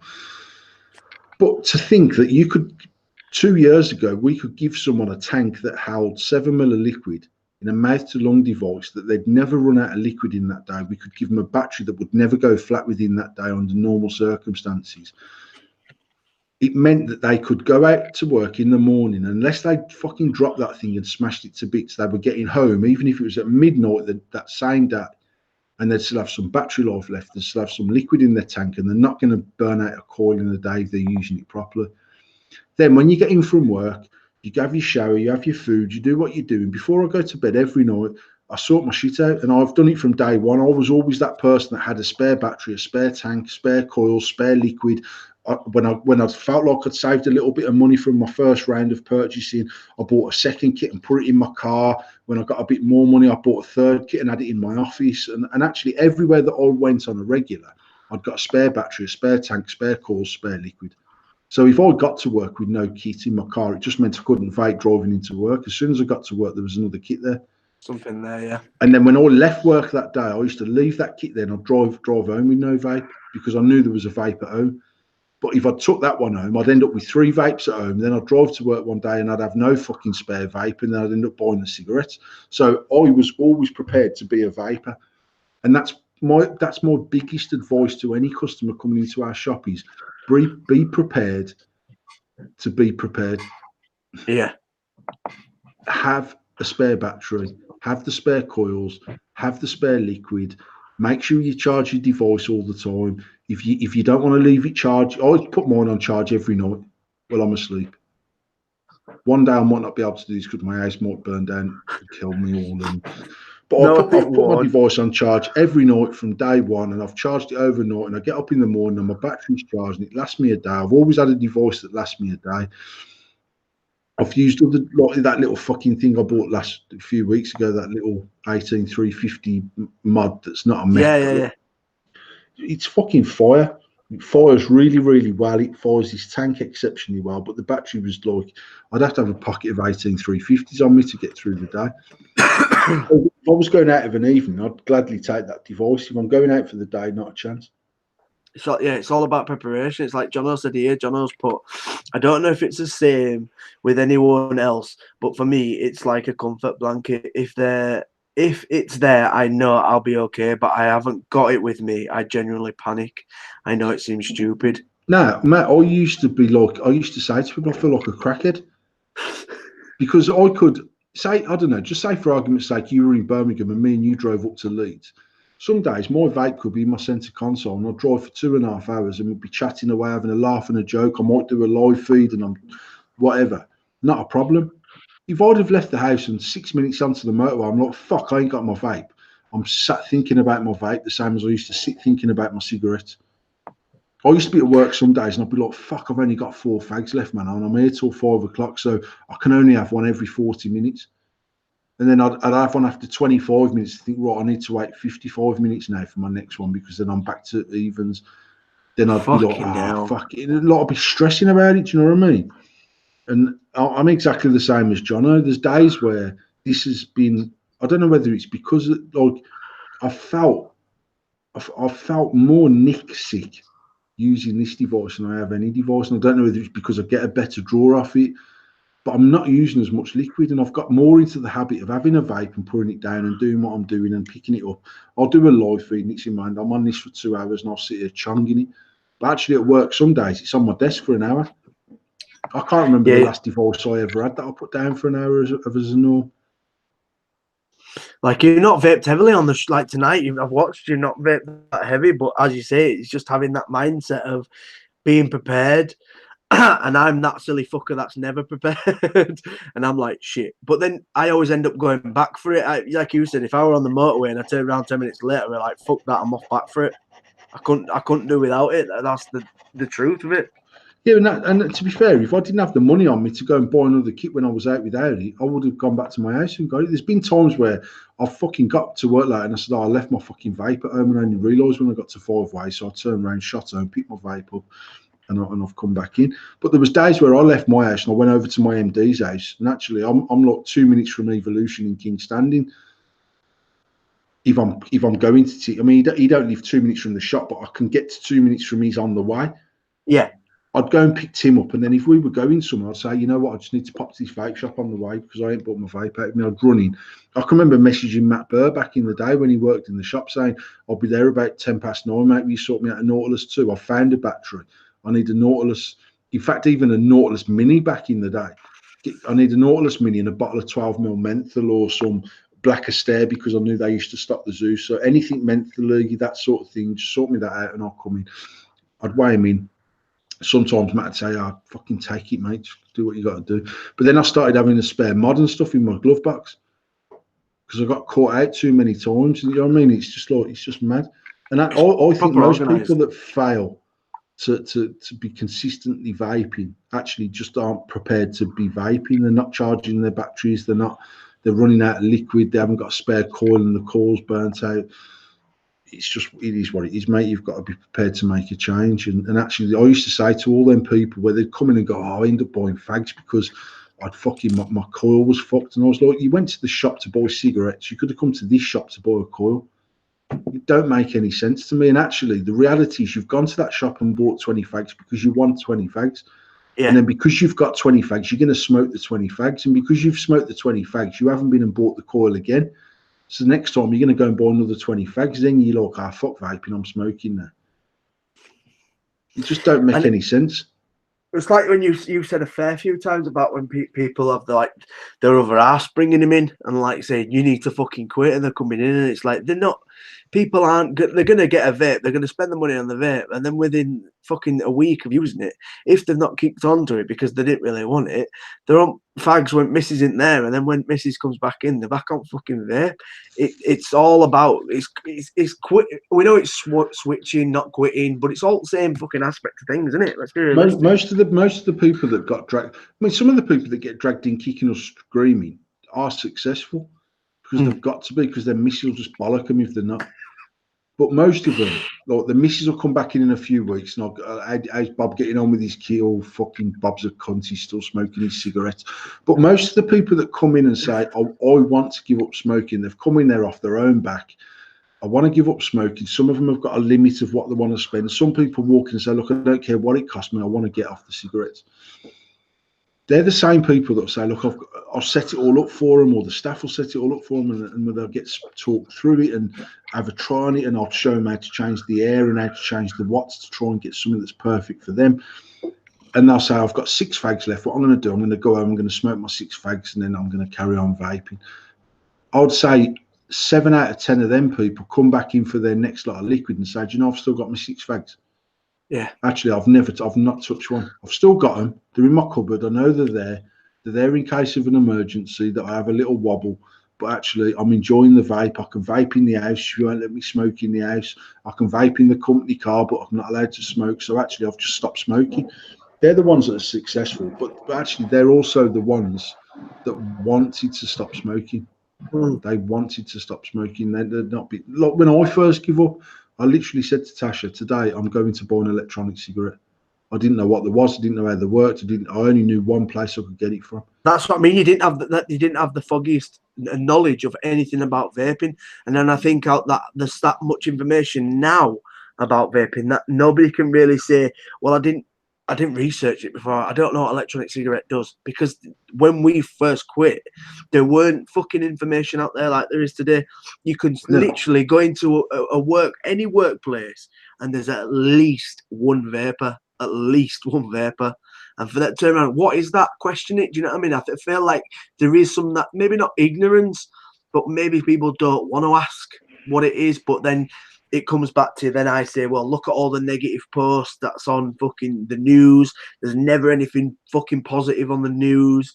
It's just like the person who wants to vape has to be willing to learn it. It's not something that's so simple as picking up a lighter, picking up a box of fags. Do you know what I mean? There is a learning curve to vaping. Whether you stick to the same 12 milligram and a C4 or C3, a fucking twist, if that's your go-to, there's still some knowledge that you need to learn. And I feel like if you're going to walk even the knowledge of taking a drag of an electronic cigarette. Yeah. The amount of people back in the day used to come in and say, it's not working. I mean, that's me. I'm firing that. That's how I used to pull a cigarette. Yeah. I used to say, listen, slow it down, man. Take a longer, slower drag. Yeah. Yeah, there is knowledge to even using a vape. You don't actually, but you don't. But they'd say to me, you're getting a load of smoke out of yours. Slow down, man. Like even using a mouth to lungs, say, yeah, but you've got loads of smoke coming out. Just slow down. Slow down. Do you know what I mean? Take a slower drag. You'll get a nicer flavour. You'll be pulling more liquid across your coil. Your coil's going to last longer. You'll enjoy it more. Calm down. It's not like smoking a cigarette. It's different. And then you get the ones in the shop going, oh, fucking hell, I can't fucking vape that. Go home. It'll take you a few hours for your throat to adjust. Yeah. And it will. When I first started vaping, I was smoking 60 fags a day, and it still scratched my throat to fuck. Sometimes I wake in the morning and it still scratches me. No, to be fair, I've not had it with this, but I used to with like the Nautilus 2S and even the AO. Some mornings I'd be like, fucking hell, it's a bit harsh. Now, there's mornings where I'm running this at 13.6. I actually turned this up today. But some days I've run this at 11 because it was too much for me. Yeah. So it's like, it is what it is, mate. And I think, I don't know. I mean, I've seen an article earlier talking about news. Have you seen the article that a 15-year-old has put a lawsuit in against Juul? I have seen that somewhere, but I've not read it fully. I have seen the article, but I've not read it. I didn't read it fully because it's just fucking funny. But basically, a 15-year-old girl has put a lawsuit in against Joel for getting her addicted to nicotine because, and clearly this is either some sort of backhanded bullshit to further discredit vaping, or it's someone on her legal team that knows the ins and outs of Meg's arse. But they used a certain advertising technique that they know tobacco companies used back in the day, which was designed to attract children to cigarettes. And I don't know what the advertising technique was. I don't know. Did you see the video that I posted? No. I did post a video on Facebook, and I just basically asked people's opinions, what they thought of it, and it was a Juul, about Juul, and they're calling it, the kids calling it juuling over in the States, and basically they were just saying that the marketing techniques they were using were all like glitz and glam, young people, vaping, trendy people to attract children, and they basically turned around and said, well, that's not what we're going for. But then, because Juul have actually stopped manufacturing flavors. I don't know if you know that. Arthur, fuck you. Good evening, Mr. Wenker Jr. No, I mean, Daniel Tafe just says that he sees school kids vaping in Burma. I see lots of school kids vaping all over the place. And I can honestly say it looks just as crass as watching a young kid walking out of the school smoking this. Mate, I was smoking at 12 years old. Fucking 12. I'd be mortified. Shanae's 13 years old. I'd be mortified to think she's walking around the streets with a fucking cigarette in her hand. I was smoking at 12, but I see kids walking out now. And I've got to be honest, if I see a kid walking out with like something like a UL Caliburn or something like that, I'm not saying it's acceptable, but when you see a 14-year-old kid walking out on a smock blowing a fucking cloud, it looks tacky and horrible. Yeah. And it's like, and that's my point, when all these people that are pro-vaping are saying it doesn't encourage young kids. I do not give a fuck what anyone said. To walk out of the school and blow a big old cloud in front of your pals, it would be considered cool. Yeah. And I know for a fact if there was a kid in the playground on a Caliburn or a bow or anything like that, having a little drag and having his vape, people would be going, you dickhead, where's your fucking smoke out of that, mate? It's not mine. Because, and that's the problem. Now, to me, as far as I know, in fact, as far as I know, my oldest daughter, who's 20, does smoke cigarettes, and I only found that out last night.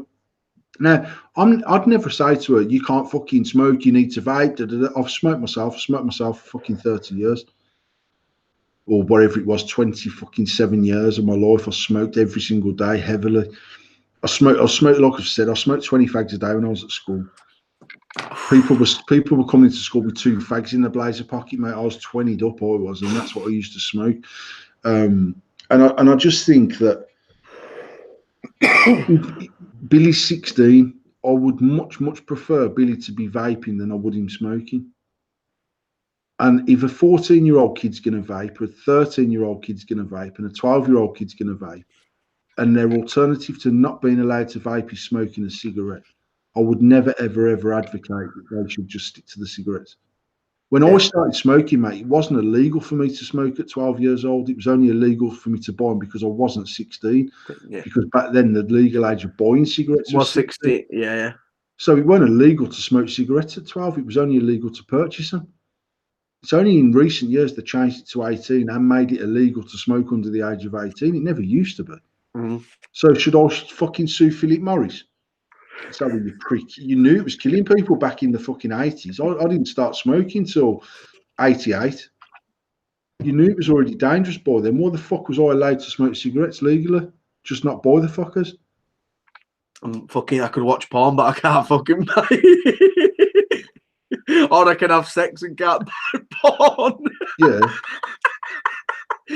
Fucking madness, mate. I don't know. It is what it is. And but this whole Juul thing, she's basically put a lawsuit against them saying that they knew, like basically the way they advertised it was without even really talking about it. They're talking about a cigarette replacement, but without stressing the fact that the nicotine's still there and the nicotine's still addictive. And now she's become addicted to nicotine because of a Juul device. And then she also managed to drink some of the liquid out of it, and it's caused her to have fits. Now, this woman girl, whatever you want to call her, at 15 years old, is clearly a massive cunt. Crank, yeah. I feel like this is because vaping's so young. Well, let's look back at smoking. Smoking, packets of fags were put in fucking rations of fucking army people. Smoking was that much pushed forward, was given to people on the fucking front line. It's not like they were going to get fucking shot. We'll kill you with cancer at the fucking same time. Because vaping's so young and we're all going through this learning curve, and we're not going through the learning curve that tobacco did, because tobacco really didn't have a fucking learning curve because you lit the fucker and that were about it. Obviously, there's gone about different ways of how they manufacture it and stuff like that. Whatever, it still fucking causes cancer regardless. I feel like vaping, because it is so young, I feel like we're gonna have to go through these stupid fucking people doing this kind of stuff to get out the other end. I feel like I agree 100%, and I think I've seen a post earlier, and it was talking about vaping, and I see people commenting saying, yeah, we don't even know that it's safer than cigarettes. Now, we do know that it's safer than cigarettes. We do know that currently, over a 10-year period, it's 95% safer than cigarettes. That's not to say over a 30-year period it's 95% safer. There was a study that come out and said that if you dual used, you're actually in a way worse situation than either smoking or vaping. Yeah. So, I mean, I'm not going to sit here as a retailer and say, listen, these things are fucking sweet. And I used to say to people 6 years ago, mate, when we started selling this stuff, I don't know whether I'm killing you at the same rate as cigarettes. What I can tell you is when you die, you'll have more dough in the bank. And leading up to you dying, you'll feel healthier. That's all I can say to you, because I don't know that this isn't killing you at the same rate as a fag, because there's no long-term studies that were still being done at that particular time. Now, what I can say now is, as a vapor, I feel much, much, much healthier than I did as a smoker. As a mouth-to-lung vapor, exclusively away from sub-ohm vaping, I am saving considerable amounts of money over smoking cigarettes. Considerably. Now, that doesn't allow for spending £600 on a mod and 200 quid on a tank and buying 15 scoundrel mods in 15 different colours. It accounts for buying a mouth-to-lung device, a replacement coil, replacement liquids as and when's needed. Still saving huge amounts of money. Yeah. But does that come across to the new vapor though? That's what it doesn't come across to the new vapor, because when someone goes onto a Facebook group, even in today's day and age, and says, hi, my auntie Mavis wants to stop smoking, can anyone recommend a device? Yeah, mate, get a Vapor SO 227 watts, mate, it's the most powerful mod on the market. Or get yourself a fucking the new fucking Vapor Cloud Rule Breaker, triple stacked in a box, man. It's cool as fuck. And actually, the thing about I know I was talking to James at length about this a few weeks ago, and actually they've dropped the Rule Breaker. I don't know if it's dropped officially or whether it's just out in a few people's hands at the moment, but they've got the Storm Breaker. Yeah. So they've got the Storm Breaker, which is a triple parallel. They've got the Rule Breaker, which is triple series. Now they've done extensive like sort of pamphlet that goes into that Storm Breaker, that literally, instead of saying, like back in the day, you always used to have this thing, if you're vaping at 0.1, you're pulling this much amps. So if you're pulling that much amps on a series, on a triple series, on this, what they've done is flipped it on their head and says, look, if you're vaping a parallel build at X ohms, you're pulling X amounts of watts. So if you're pulling the same amount of watts on a triple series, you're actually only pulling 14 amps on your battery. So instead of trying to say, now, because you've got 12.6 volts, you can hammer the fuck out of your build, keep your build the same as you would on any other mod. Well, not on a single, obviously, but like, actually, instead of saying, right, we can go to this limit to get down to a 40 amp pull or a 50 amp pull, whatever's considered safe on a 20 amp or a 25 or a 30 amp cell. And most people were pulling 40 amps on a 0.1 build on a fucking 25R. and claiming it to be safe when actually it's a 20 amp battery. Yeah. What they're saying is, look, if you run a 0.6 build or what, I don't know what the numbers are, but let's use 0.6 as an example. If you run a 0.6 build on a triple series, you're at so many watts, but actually that watts is only pulling 15 or 16 or 18 amps on them batteries. Yeah. It was less than that as it goes. I can't remember the figures.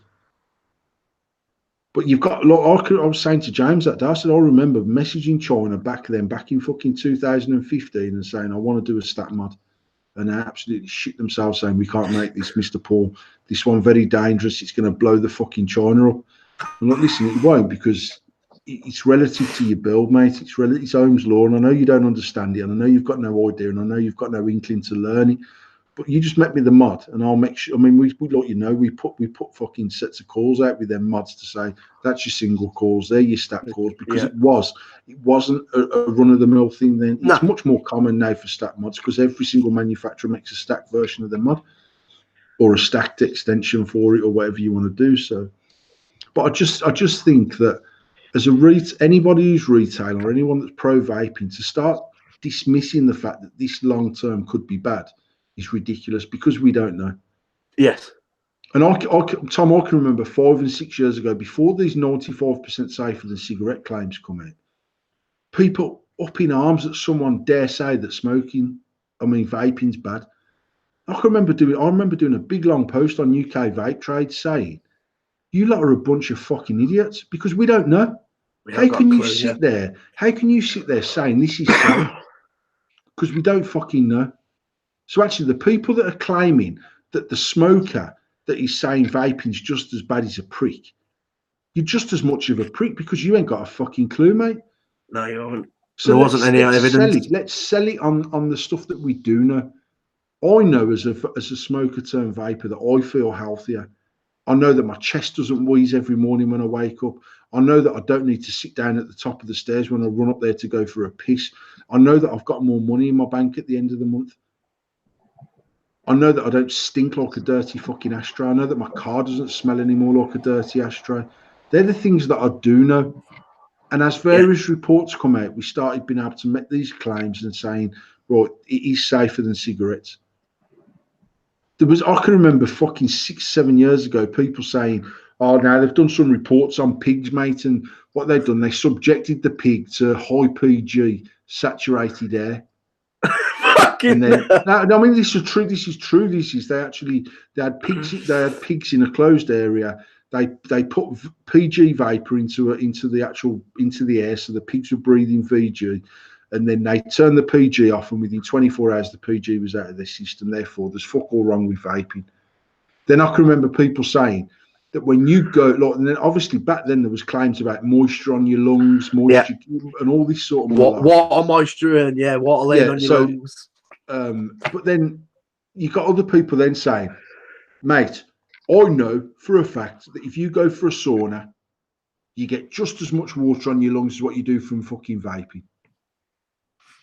Now that is actually apparently true, but it's actually water vapor as opposed to propylene glycol, as opposed to vegetable glycol.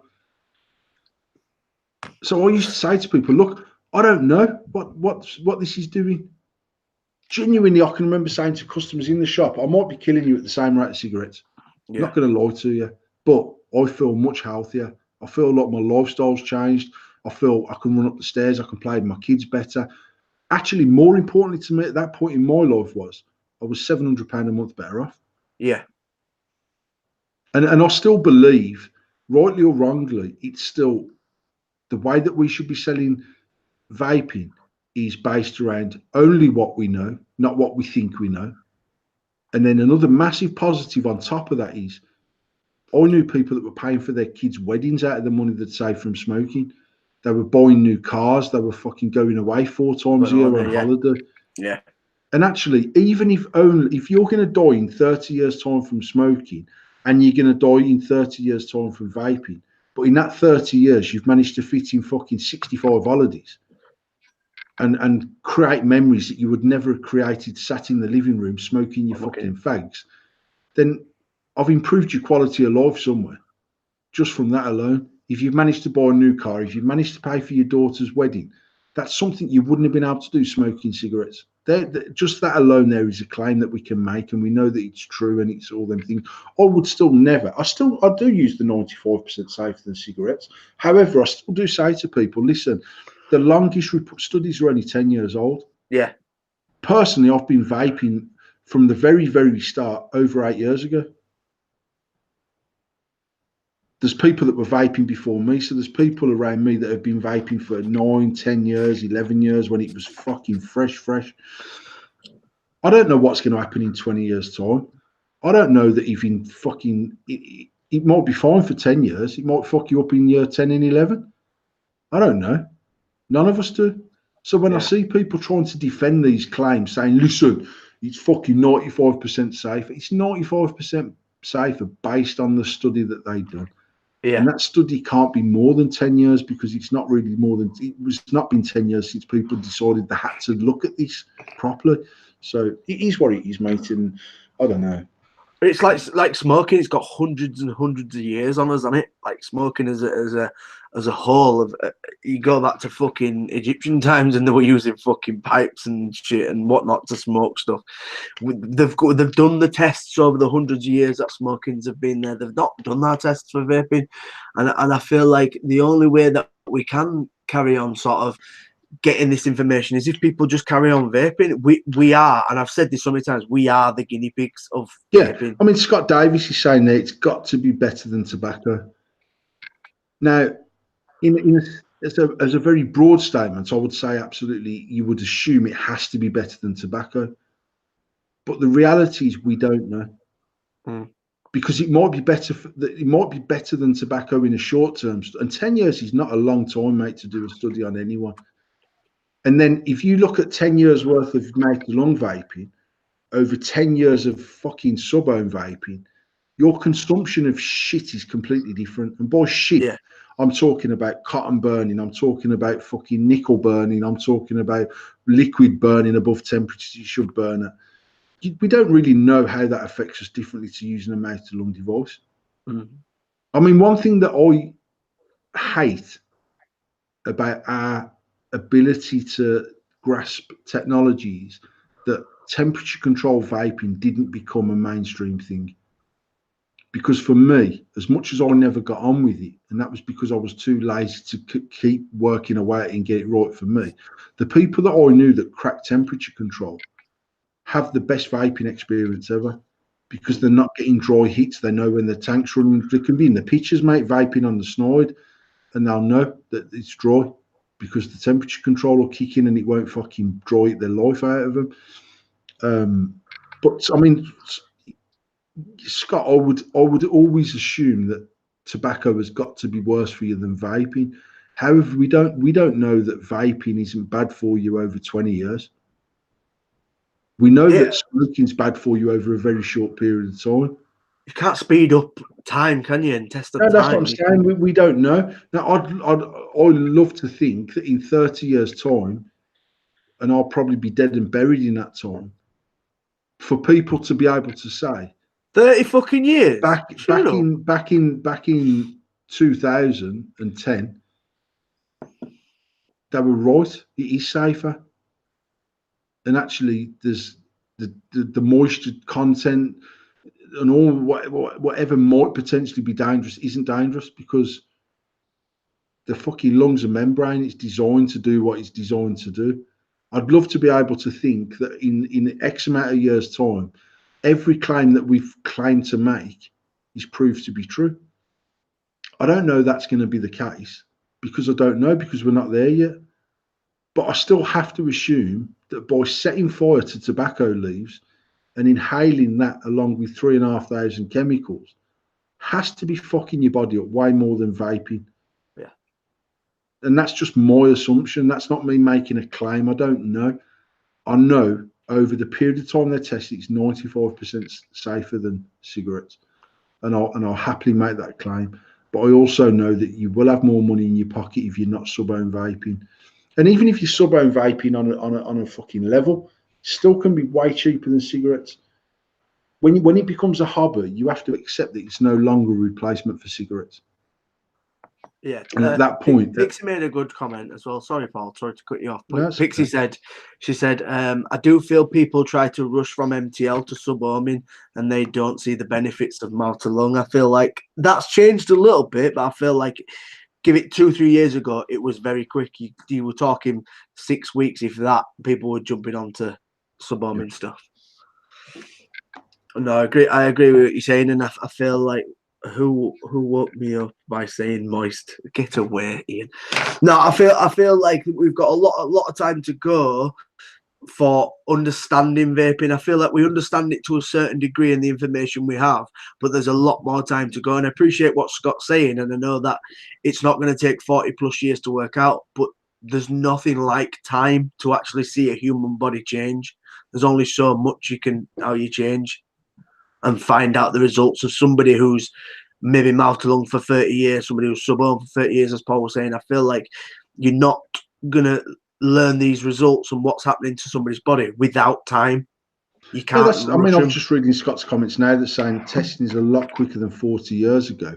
It is, but we can only test over a period of time, over that period of time. We can't assume that the results they see in the first 10 years is going to be the same at the end of 20 years. It could be that nothing happens for the first 10 years, but it progresses fucking 10 times quicker over the next 5 years and 50 times quicker over the next 2 years after that. And by year 20, you're dead anyway, just from vaping. Now, like I said, I'd love to be able to sit here in 20 or 30 years' time and say, yes, we was right. And we've saved 1 billion lives. And we've caused countries to go bankrupt from not having the fucking revenue from tobacco. Yeah. And the health system's now in a place where it's not treating fucking people with cancer that's caused from smoking cigarettes. Pharmaceutical companies aren't making the money they're making because people are on a sick. I'd love to be able to sit and make all them claims. But as much as testing's come a huge way and their ability to test, you can't test someone over 40 years without spending 40 years testing them. Simple as it is what it is. And then he's got surely it's the same as hovering over a bonfire. Now our bodies are designed to absorb so much shit. But coming back to the clean air zone, they proved that people were dying prematurely in Birmingham in 2018, for fuck's sake, from fume. Now that shouldn't be happening. Yeah. So I'm not anti clean air zone. I'm anti how the fuck do you manage this to still keep people's jobs, to still keep industry going. It's not about saying fuck people. If they're going to die, they're going to die anyway. But people shouldn't be dying in 2019 from excessive fume because we're a modern fucking world. So hovering over a bonfire, I mean, I can remember 20 years ago, people saying if you eat burnt toast and burnt barbecued food, you're going to get cancer. Cancer. Yeah, eat bacon, eat bacon, you're going to get cancer. Well, I'd rather get cancer from eating bacon than smoking cigarettes. Simple as. But I mean, I'm not talking about what you're inhaling about just directly vaping, Scott. I'm talking about there was people that were using 9200, not temperature control, and actually nickel is poisonous to the human body. And no one really knew what fume was coming off the nickel wire. Now, 980 is completely different to 9200 by a long way. But when we're governed by regulation, where a coil has to have TPD compliance packaging, and there's nothing inside that packet of coils that's been tested to say what the fuck it's giving off when it's burning at I don't even know what temperature a fucking mod burns at. 200 degrees, 250 degrees, I don't know. Stick a coil to your fucking arm when your skin melts, you'll know, you know what I mean? If I submitted a coil tomorrow for TPD, I'll literally register it and it's done because it don't hold liquid, so it hasn't even got to be 2 mil. It just needs registering and I'll get an ECID number for them coils. There's nothing to say that who knows that the cotton that I'm using on it isn't fucking soaked in bleach. And I'll do that because it gives a nice throaty. Do you know what I mean? Yeah. For all the good things that the TPD stands for, there's some mental things that just don't make sense.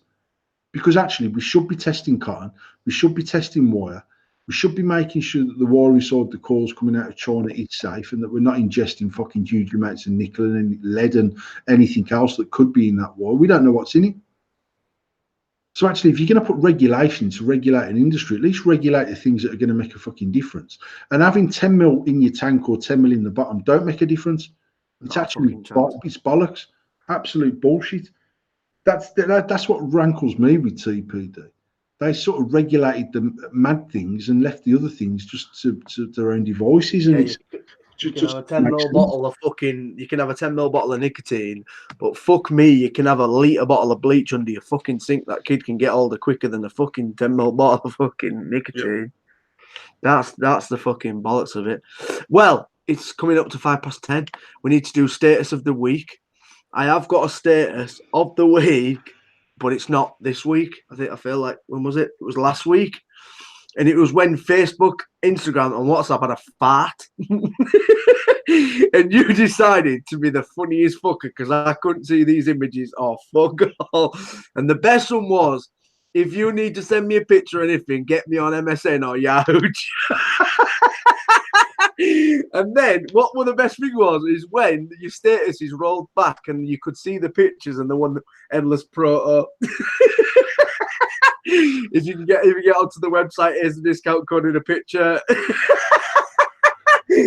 Yeah, I was sat there watching them as you were putting them up and thought, it is fucking brilliant. And nobody, I saw somebody did put, I don't think it was yourself, but someone put Instagram models, and now or RIP to Instagram models because they can't get the pictures up this evening and shit. It was fucking hilarious.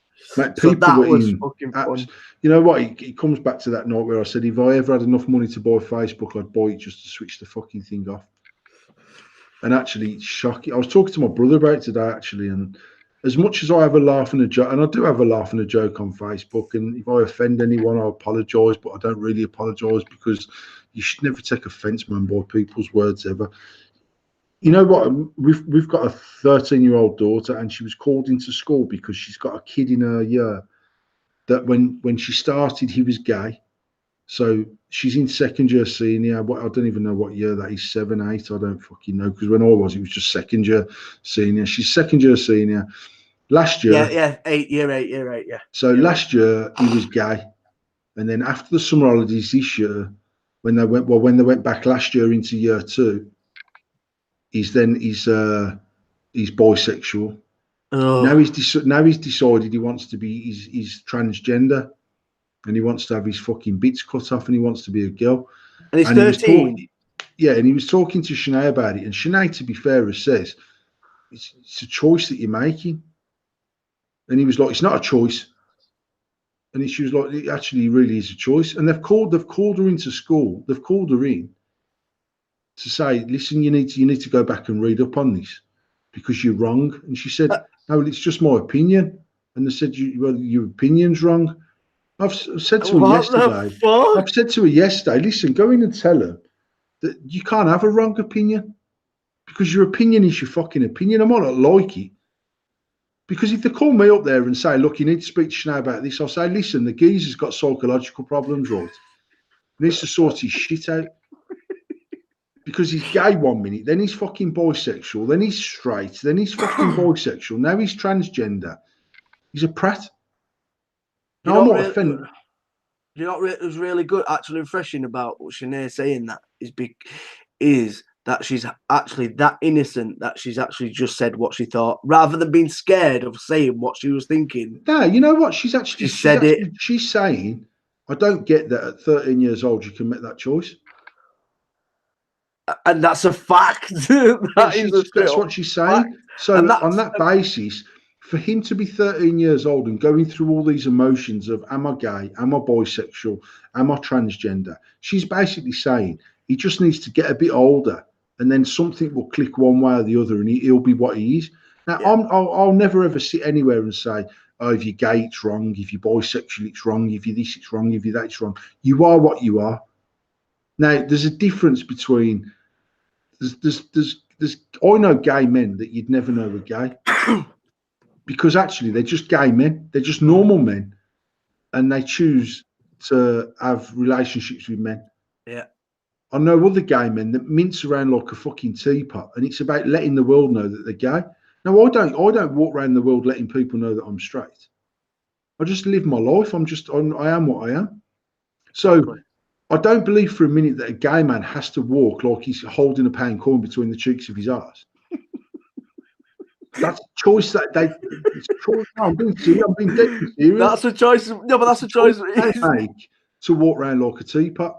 And if I'm offending anyone watching, I apologise. But it's just genuine. That's just genuine what I think. Now, I know other gay men that you would not know they were gay unless they told you they were gay. Yeah. But they don't tell you they're gay because for them, they're just normal. So they're not walking up saying, hi, my name's Bob and I'm gay. I'm gay, yeah. Walk up and say, hi, my name. I never walk up to anyone and say, all right, my name's Paul. Yeah, I'm a straight geezer. I just don't do that. I don't walk up to anyone and shake their hand and say, all right, my name's Paul. I'm straight and I'm a meat eater. Why do these people feel the need to go, hi, my name's Callum and I'm gay and I'm a vegan? What the fuck is that all about? What's going on in your life that you have to tell everyone that shit? Yeah, you have to announce it. We'll know that you're a vegan. We'll know that you're a vegan when we sit down to eat a meal and you say, oh, I don't eat meat. And we'll know that you're gay when you start trying to touch my cock under the table at the dinner table. No, no, do you know what I mean? It's just, I don't get it. I don't get why these people. It's like someone who smokes weed. It's when you say it like that, it makes me sound because they fucking tell you 60 times a day. I don't give a fuck. No, but like for me, when you say it like that, I always think it's a status thing. It's not. Why you tell it? You don't need to tell somebody that you are. That's the way you are. That if that's the way you want to be, that's the way you want to be. It's like a status thing. It's like a show off. It's bragging. It's, you know what I mean? It's, you have to come across as something different. Do you know what I mean? Everyone, you need that sort of, oh, you're gay. Oh, well done, lad. Do you know what I mean? It comes across as more status thing than anything else. Why do you need to blate in a conversation? Because, and this is only my opinion, and it's not, I honestly believe that some people choose that life because they either want to rebel or they want to be different or they want to stand out, or it's what they need to do. They need to do that to have the confidence to live their life. Now, I haven't got an issue with that, but I do. You don't. It's a bit like when you see two lesbians, and actually they look like two normal women, and they're just dancing and they're doing their thing, and you see them kissing, and you go, "Fuck me, I'd have never had them down as lesbians." Mm. And what the fuck does a lesbian look like, mate? Because they're not all got skinheads and fucking Doc Martens on. Do you know what I mean? It's the same with a gay bloke. So I know gay blokes that you would never ever know they were gay until you see him out with his partner, and they might be walking down the road holding hands. Yeah. But he still have a banter with the lads. He still talks like a fucking bloke. He's not fucking mincing about, and he's not walking around in pink safety boots. Do you know what I mean? And to me, that's when it becomes like a whole. This is me, and if you don't accept me, fuck you. This is what I am. This is not what you are. Yeah, it's not what you are. Deep actually, down, you want to be down. Yeah, you want to be chill. I don't know, mate. It's a very. This could work out. It could end up being a very deep conversation because I know. I can't maybe express exactly what I mean, but as someone that was raised as a Catholic boy, I have not got an issue. I mean, I've said before, I've got a cousin who's gay. Now, we knew he was gay when he was fucking 3 years old, mate, and that's the gospel truth. And everyone in the family was like, fucking hell, do you think he's a bit different? Now, he's fucking, I'm 6'3", 6'4". He's about 6'6", man. He's a unit of a fucking geezer. And I actually haven't seen him for years, and he come into our vape shop. And I was doing a live feed, and he come in, all right, Paul, bought whatever he bought and fucked off out. And you'd never know he was gay. You'd never know he was gay. We knew he was gay growing up because of the way that he was. He was very, very effeminate. Yeah. But he wasn't fucking talking and fucking walking around the house like a teapot. He was just the way that he was. Now, when someone gets to the age of 19 and they've been a fucking geezer for 19 years, and then come out going, oh, well, actually, I've decided I'm gay and I'm coming out, and if you don't like it, well, fuck you, and go into fucking Pride in a pair of pink hot pants. I'm a bit like, mate, who are you trying to prove this to, yourself or everyone else? Yeah, true. So that's my take on it. You know what I mean? And it's but there you go. We've gone 10 minutes into talking about fucking Arthurs and Marthas here, mate.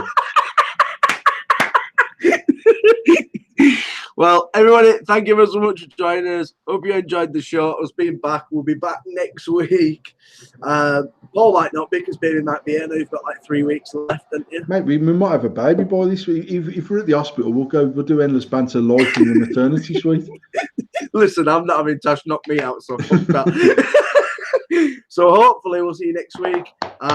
Thanks so much for joining us. Paul, if you want to sign us out, appreciate you coming on with me every week. You're a gent. No worries. People, And, thank you for tuning in. And to be fair, I was going to say I've missed doing it. I haven't, because I've been you know what, I love doing it, because once we get going and get talking, actually I like the banter, and I like having a laugh, and I like having a serious discussion about certain things and having a bit of a joke and whatever else. Mr. Tasdean, you legend. Me and Taz need to speak, actually. We've been sort of calling each other and missing each other. I love doing the show, and I love having a banter, and I love the fact that we're doing it on both the platforms, so people on the two platforms can get involved and all that malarkey. But the last 2 weeks, I swear, just a Wednesday where I could just not have to give a fuck. It's fucking ridiculous. I literally hate it's a that. deserved. The only thing I hate about endless banter is that it's every Wednesday at 8 o'clock. More so than doing it, because actually, if we just decided next week it's 8:30 on a Thursday, I quite like the idea of that. But there again, it needs to be what it is. But it's been nice to come back, and thanks for everyone that's tuned in both on YouTube and on Facebook. If I've offended anyone, I don't apologise, man. Just get over your fucking selves. If you're 15 and using a jaw, get yourself to a solicitor's, man. There's got dirty lawsuits going in against them for getting nicotine addicted. If you are a smoker and you're watching, get yourself down to Yardley, get to Shady Vaping, and we'll hook you up with some nicotine and get you addicted to that instead of the cigarettes. All that says, peace out, everyone, and we will be back next week, providing we've not got a baby. See you soon, guys. Take it easy. Peace.